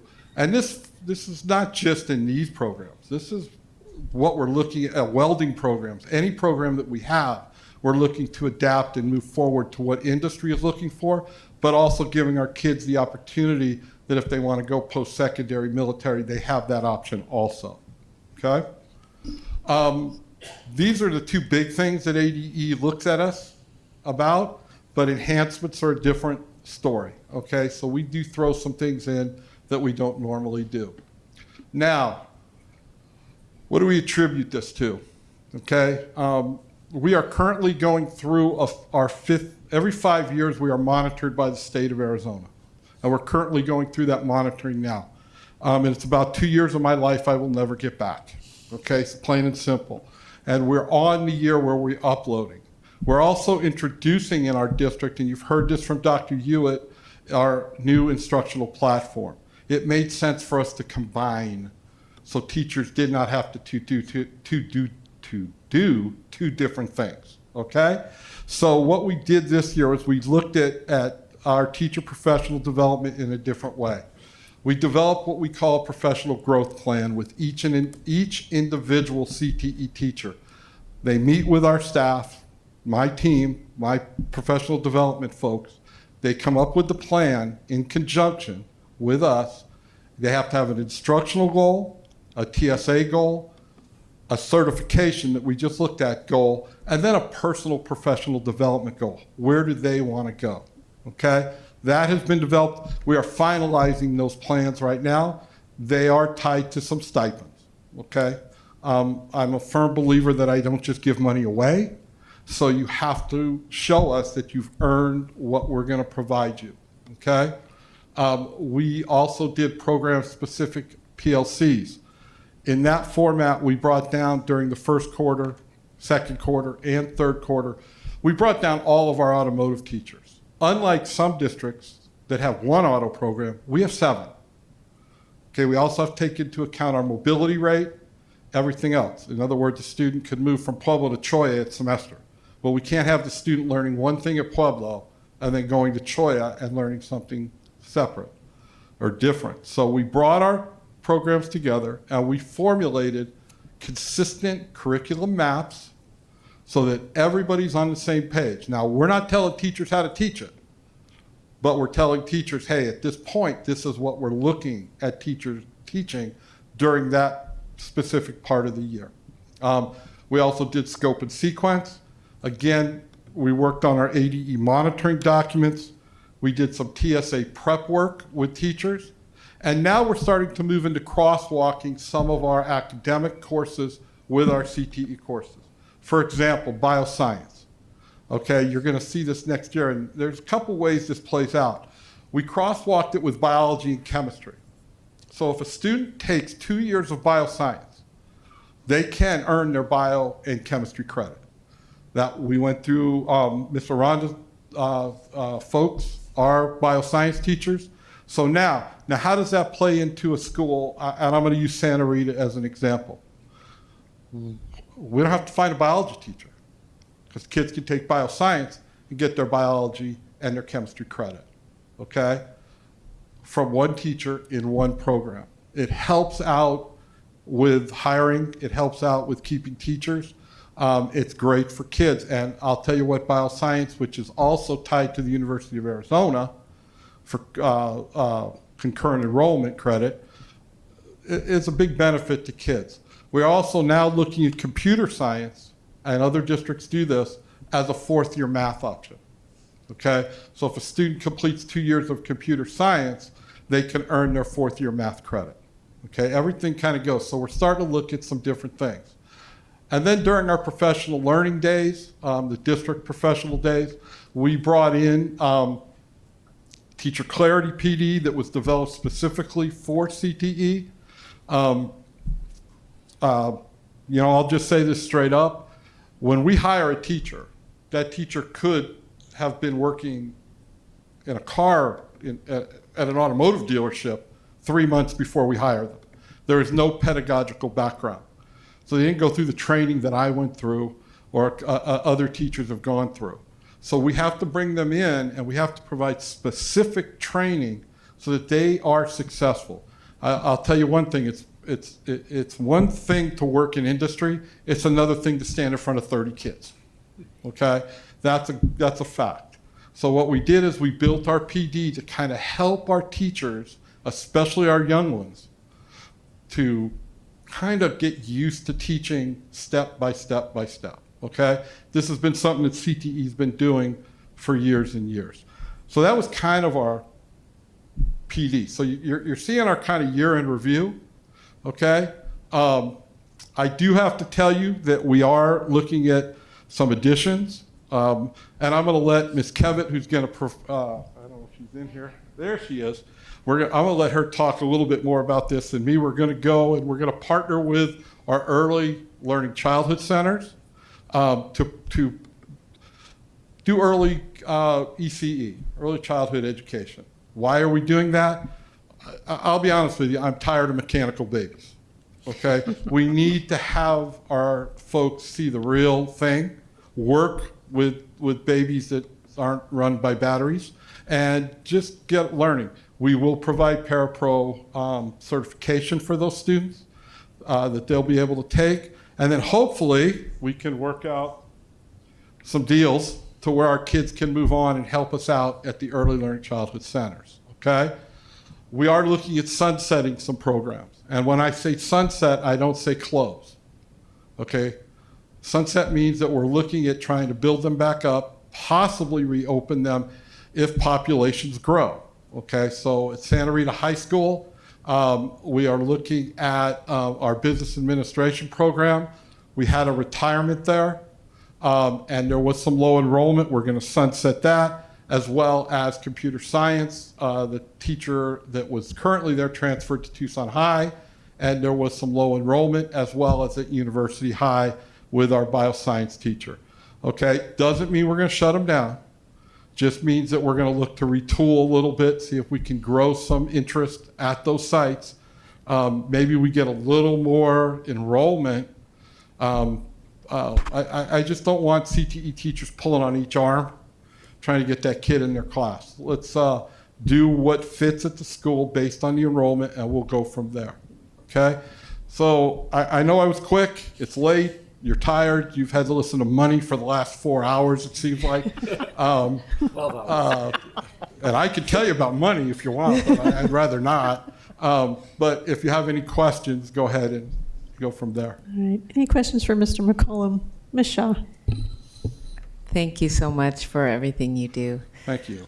I have a few questions. First, are there really mechanical babies? Yeah, they do. They like, it's kind of weird. So the student will take the baby home, and then at like 2 in the morning, it'll cry. Oh my goodness. Okay, just because that's what it's programmed to Yeah. do. And you got to kind of carry it around. It kind of wets itself, it does the whole 9 yards. But it's not like dealing with, a classroom full of children and learning the instructional end of it. But yes, there are mechanical babies. Interesting. Wow. I wish we had enough to give them to all high school students. Yeah. Yeah. Let's see. Could you remind me of why we don't get funding for freshmen who take CTE classes? Okay, that is a state legislative thing. That went away about, I'm going to say 8 years ago. That we used to fund freshmen, but then the state legislature took that away. So we only fund 10th through 12th. We feel with understand kids right now. Kids are looking at career pathways that they can take, okay? What we want to do is provide that pathway at a younger age, all right? So with freshmen coming in, it doesn't matter. They may say they want to be in auto, but I'd rather them find out, yes, I do, or no, I don't, before I go spend $40,000 at a post-secondary institution and then not want to do it for the rest of my life, okay? So we want to give freshmen that opportunity. Are we the only district that does it? No, but we are one of few that allow freshmen in. We'll figure out how to fund it, but we think it's important. Yeah, I do too. And so I wonder if we could ask our lobbyists to try to get funding for those freshmen. There is a bill that has gone through that you can get some funding for freshmen. It's fourth-year funding, but they have to take certain classes as freshmen, and then they have to be in the third year of any CTE program, if that makes sense. I will tell you straight up, ADE hasn't figured out the business rules yet, so we don't know. We know how many students we had, but we don't know how the funding's going to work. So that's, as Mr. Hernandez said, that's kind of our carryover money that we can't put into play because we don't know what we're going to have. There's just a little bit of it. Okay. But the focus of ADE right now is career pathways, and CTE is the only way we can pull that off in the secondary world. So hopefully we get it back. Yeah. Okay. All right, thank you. Mr. Romero. So just real quick on the industry certification, said the current number is like 1,330 or something like that? 13, I had it on my phone, hold on. It's 1,334, I believe. Undershot, sorry about that. That's okay. So first of all, to reach what you guys have done here, it speaks volumes with our students. It speaks volumes with our instructors. It speaks volumes of your department. I want to applaud you. I believe this is so important in our community, especially in a a declining workforce with a lot of different industries, what we're doing to help out different trades in our community. So I wanted to personally applaud you and everybody else within the CTE program. Thank you. Well, I will tell you this, and I said this to Dr. Hewitt today. Long time ago when I was a pup, and I was a teacher, coach at South Point High School, I was JV head coach, and we had beaten Amphi. That was our rival. And I came into school, I was a first or second year teacher, came into school all porcupined up. You know, you walk in, all this. And the head coach took me aside, and we had a little interview. But one thing he told me has stuck with me for 40, 50 years. He said, great coaches are made by great athletes. Okay? So if I've done anything good, it's hire the right people. Okay? Either whether it be a teacher or a member of my team. I don't know everything. I couldn't tell you half of the automotive. I love playing with culinary because I get to eat. But by the same token, I hire people that know what to do. And if that's my biggest, if you're congratulating me on that, yes. But they do most of the work. I just make sure we get it done. Okay? So thank you. Thank you. And then thank them for us also. I will. And Mr. Cullum, I just wanted to say, since I've been on the board, I always enjoy you coming in, and you should come more and give us more presentations when you can, Okay. when you're not so busy. But just, I just wanted to applaud you. My daughter is going to be a junior, and she's going to be taking CTE classes for the first time next year. So I'm excited for her to finally be a part of that. Excellent. We love to see it. I will say this, that we are looking at changing a few things. We're taking on the model of some extended day. For example, this district, I shouldn't say I can't, but our district cannot afford to put a dental program on the west side. So we opened up extended day. We opened up some modified blocks. So students from other schools within TUSD, it's part of what we're working on with the early learning childhood centers, so that we can get kids from schools that we can't physically put the program into, or it doesn't make sense to, that they have that opportunity. Our dental program, we have students from all over our district. We also have students from the Vail district, from Sorita, a couple homeschool kids, and it's all about getting kids what they need to do. So we're looking at some different avenues. We're also looking at the possibility of working with our middle schools to kind of create pathways. That's the key. The key is to give the student a reason to go from Pister to Choya or Pueblo and continue in computer science. But we got to give them that basis. So we got a lot of work ahead of us, but we're moving. We're moving in that direction. May not be as fast as everybody likes, but we'll get there. I think you're doing well. So thank you so much. Any other questions? No? Okay. Okay, thank you. Oh, Ms. Shaw. I have one more or two. You mentioned that computer science was a CTE course that students can use to qualify for a math credit. Is that the only one for Right math? now it is. Okay. It makes sense in that aspect. I will tell you honestly that probably 3/4 of our computer science teachers came from the math department, so we have the highly qualified teacher in the room. They have been working to crosswalk fourth year math standards with CTE standards. If you ever saw one of our curriculum maps, there's a whole section on that. As we move down the road, it's a little harder with an industrial program, okay? But as we move down the road, we will look at where we can help partner with our academic courses. Great, thank you. You're welcome. Okay. All right. Thank you, Mr. McCollum. Okay, you guys have a good night. You too, sir. All right. We are at 7.4, Community Schools and Pre-K Program Strategic Planning Update. Dr. Trujillo. Yes, President Luna Rose, governing board members. It's been a while since we've heard from Mrs. Kievit, our director for community schools programming and preschool programming throughout the district. They've done some exciting work with strategic planning. We're excited to kind of bring that forward to the board to talk a little bit about that, as well as an update on what's going to be going on this summer and some of the highlights of the work that we've done with early childhood education this year. So I'll turn it over to Mrs. Reem Kievit. Thank you. Good evening. All right, let's get started. So first, I wanted to let you all know that KidCo is hosting some summer programs at TUSD sites at Blenman, Bloom, and Grijalva. And then they also have their 11 centers across Tucson that they are running summer programs. And of course, TUSD families have been given this information and invited to participate. And then our department is also hosting summer programs at 5 TUSD sites. Currently, we have 224 students enrolled, and all summer programs housed at TUSD sites, including the KidCo ones and the infant and early learning centers, will be participating in free summer meal programs through the district. So we are making some changes and relocating 3 classrooms for next school year.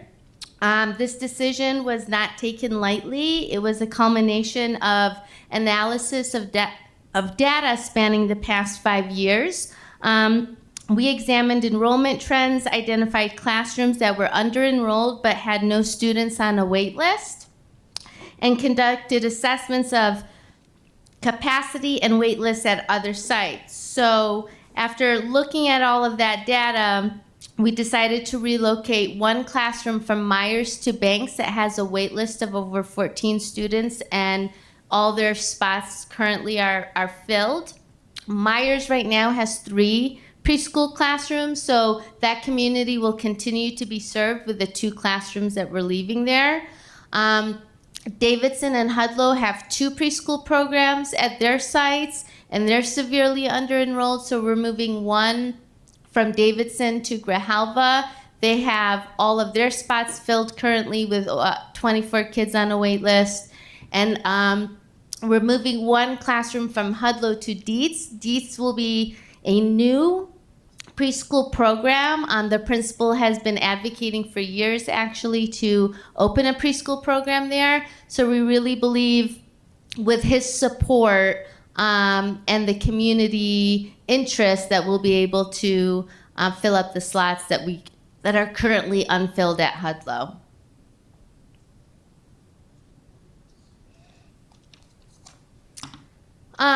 So this year we implemented after-school hubs that have been pretty successful, so we decided to expand the model. So now we're going to have 3 hubs, and we've worked with transportation so that if you're attending, let's say, Myers, Howell, or Wright, at the end of your school day, you can get on a TUSD bus and be bused to Sewell and stay in an after-school program till 6 o'clock. So and they have the space, and we're going to focus on hiring more staff at those sites to serve more families. So each year we get a lot of questions and inquiries and requests around either preschool retention and then traditional cap and gown graduations parties for and ceremonies, I should say, for preschool kids.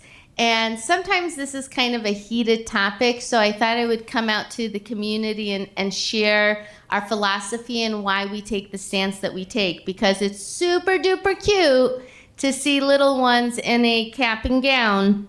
But we've spent a lot of time researching this, talking to people, and our stance is that we do not endorse traditional cap and gown ceremonies and graduation for pre-K. And the reason for that is because they're still in the very early stages of their educational journey, and they're transitioning to the next level of schooling rather than marking an endpoint. So recognizing their advancement from pre-K to kinder as promotion rather than a graduation emphasizes that their learning journey is ongoing. It acknowledges that learning is a continuous process rather than a series of isolated achievements. So using the term promotion instead of graduation not only accurately reflects the educational terminology, but reinforces the idea that they are moving forward rather than exiting or completing their educational journey. So we are completely and totally for parties and celebrations, and we've made compromises with our teachers and parents where for picture day they can take a picture in a cap and gown that parents can order, but that we don't have that traditional ceremony that's like a graduation pre-K ceremony. And that leads us to promotion over retention. So we just like to remind people that it's crucial to recognize that children develop at different rates and in different areas of development. So what might look like a deficiency in one area during pre-K often naturally resolves itself as kids mature and engage in more advanced learning experiences. So we believe in more like a targeted support within a kinder environment is beneficial and fosters a child's overall development and academic success. We prioritize promoting pre-K students to kinder over retention. Oftentimes we get requests from parents like, oh, my kid is doing so good, they love preschool, we're not ready to transition out, can we please do another year of kinder? And we very much discourage that and want our students to promote to the next level with their peers. So as Chuck mentioned earlier, we are so excited for a CTE-ILC partnership. This has been in the works for about 1.5 years. We have about 42 slots between the two sites, and we've been meeting with high school admin to help recruit. We've worked with the communications department. They created a beautiful flyer. And the model right now is that students will meet at the ILCs Monday through Thursday, 2 hours a day. They will get their CTE units. There's a curriculum that they'll follow. They'll be in compliance. The program, of course, is in compliance with ADE. And we have hired, I think we have about 26, between the two sites, 26 students enrolled. We're hoping to get more. There is a teacher hired for Shoemaker, and we're hoping to hire somebody for Brickta very soon. And this was shared by Chuck, but he outlined the instructional breakdown and the lesson plan development, or the units, and what they essentially cover. And he mentioned this earlier too, that this will result in the in students getting upon graduation, the CTE department will pay for them to take their paraprofessional test.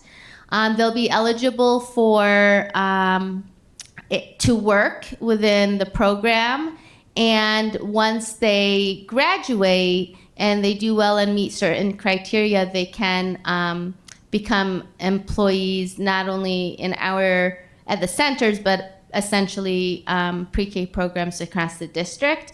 We actually have had that happen in the past already, and have amazing high school students who are working at Brickta and have decided to go back to school and get their degree in early childhood education. So we're very excited and proud about that. At the end of every school year, we give all our families who are in pre-K and will be promoting to kinder a survey, asking them what is the current school you're enrolled in, are you planning on attending a TUSD school for kinder, if not, why, if so, where are you going, have you registered, do you need help registering, that kind of stuff. And so we're excited to say that 87% of the families that we surveyed were either registered or planned to register for a TUSD kinder classroom. We had some families that were undecided, and some families who just needed some support on completing the registration process. So we shared this data with our district enrollment officers. and they reached out to those families and made sure that they were supported with whatever they needed. If they were undecided, told them their options, highlighted what the schools offer. If they were struggling or didn't understand the registration online process or how to complete it, they walked them through that. So it was a really great collaboration and a great way to not only recruit families, but to support them. As Dr. Trujillo mentioned, and I did send a copy that was with the presentation, but we have been working on a department strategic plan that is very much aligned with the district strategic plan. We had a team of about 15 people meet multiple times throughout the school year. We revised our mission, our vision. We engaged our staff and community members through surveys along the way. Based on the answers to the survey, we would then revise the strategic plan. We had a couple forums for families, community members and staff and employees to come share, to go over it, present it, give them an opportunity to give us feedback. We posted it on our website with a survey to encourage also feedback from our community members. We have commitments around 4 key goals: the student experience, professional growth, community connections, and data-driven decision-making. We are going to have high-performance teams that hopefully have a variety of representation in, again, staffing and community members to help us execute and finalize the strategic plan, but then execute it in the next 3 to 5 years. And so we really dug deep. We have really, I think, amazing, wonderful, thoughtful, intentional goals that everybody is very excited to put into practice. So another huge celebration. So Quality First, you've heard me talk about them in the past. They're an agency that helps early childhood educators improve the quality of their programming. And so our sites are assessed and then they're given a rating of 1 to 5. And for years, we've always had 1 5-star program. It's not easy to get a 5-star program. Most of ours have always fallen in the 3-star.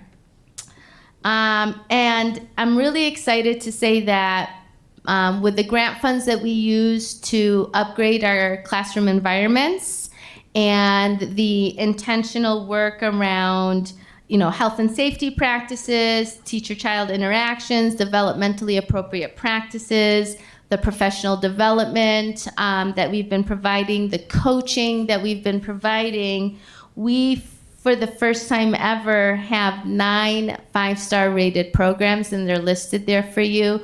Collier, Cragen, Davidson, Erickson, Tully, Van Buskirk, VC, Warren, and White. This is, I really cannot express to you what a big deal this is.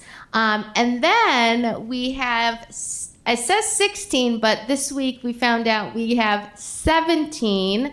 They just finished their assessment, 4-star programs, which is just phenomenal and nothing that I've seen or experienced in the 9 years I've been in this department. So I just wanted to just say how proud I am of my leadership team in the department, our program coordinators, our curriculum service providers, our partnership with Quality First and their coaches, the principals, the teachers, the TAs. It takes a village.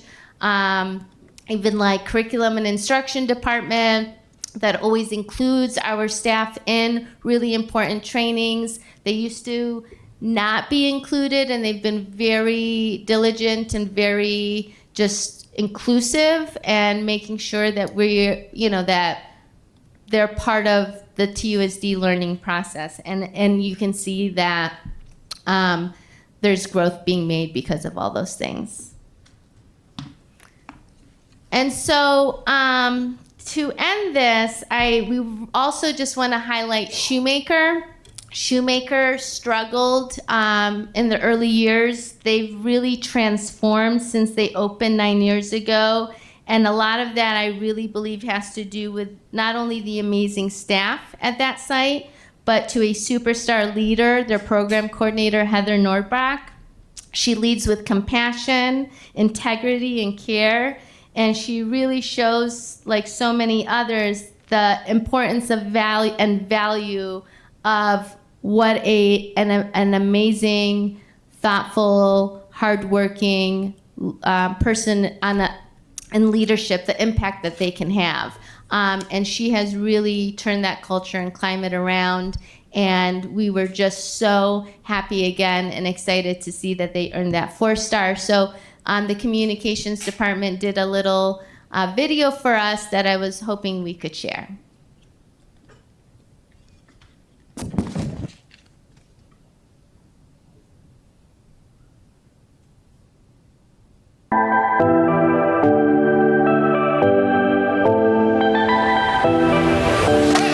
Well, first of all, I believe Shoemaker was deserving of this award because we have excellent teachers. Our leadership is amazing. We've gone through so many changes here that really reflect the nurturing ways that all of our teachers are with the children, families. We have one-on-one relationships with them. We really care about the families here. Well, I feel like we really emphasize a strong sense of community here. We really all work together, and we pride ourselves on that.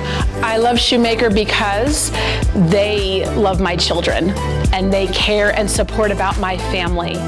And that type of care and sincerity can be a little hard to come by sometimes, but not if you're at Shoemaker. You can tell that the people that run the school and that work at the school, that they care. And when you're passionate about something and you care about something, it's reflected in the work that you do. And it's easy to be recognized when you love what you do. I love Shoemaker because my child's excited to be here, and I love the sense of community that it brings.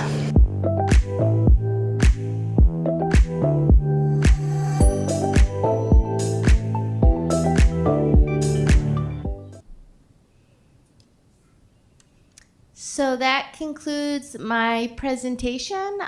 What questions, feedback, comments, or concerns do you have? Board members, any questions? And thank you so much, Ms. Kiewit, for the presentation. And that's a great video, and kudos to also the communications department and Kevin. Yeah. Nice job on the video. Actually, good segue for me. So where's the video going to be marketed besides, I'm assuming, the website, social media? Yep. So social media, the website, and I know I did receive an email from the communications department saying that they want to use this video to market and post it at schools and in multiple different areas. I don't have the exact plan, but I know that they're working on something. Okay. Thank you. Okay, board members, any questions or comments? No? Okay. Well, thank you so much for the update. Thank you. Have a great night. Thanks. You too.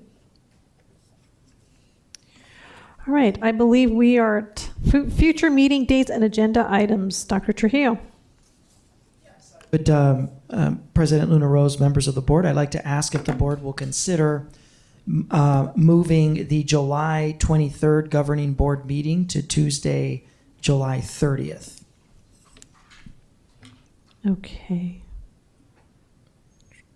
That will put 2 governing board meetings in July, the first one being on July 15th, and then the second one being on July 30th.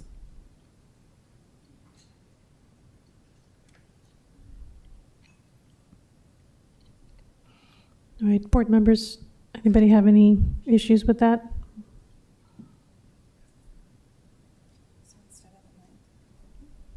So are you saying instead of July 9th, the 30th? Instead of July, currently there's a Tuesday, July 23rd. Oh, So we're saying instead of Tuesday, July 23rd, we would go second meeting in July, Tuesday, July 30th. Oh, I see. Okay.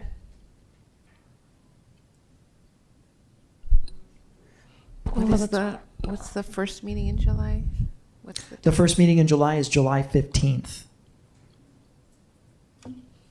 Is there a reason for moving the date? Just spread them out. That way we don't have back-to-back governing board meetings coming in off of the 4th of July weekend. It's hard when so many staff on vacation to get all the agenda items. Then secondly, I believe, Dr. Shaw, you've got some unavoidable travel.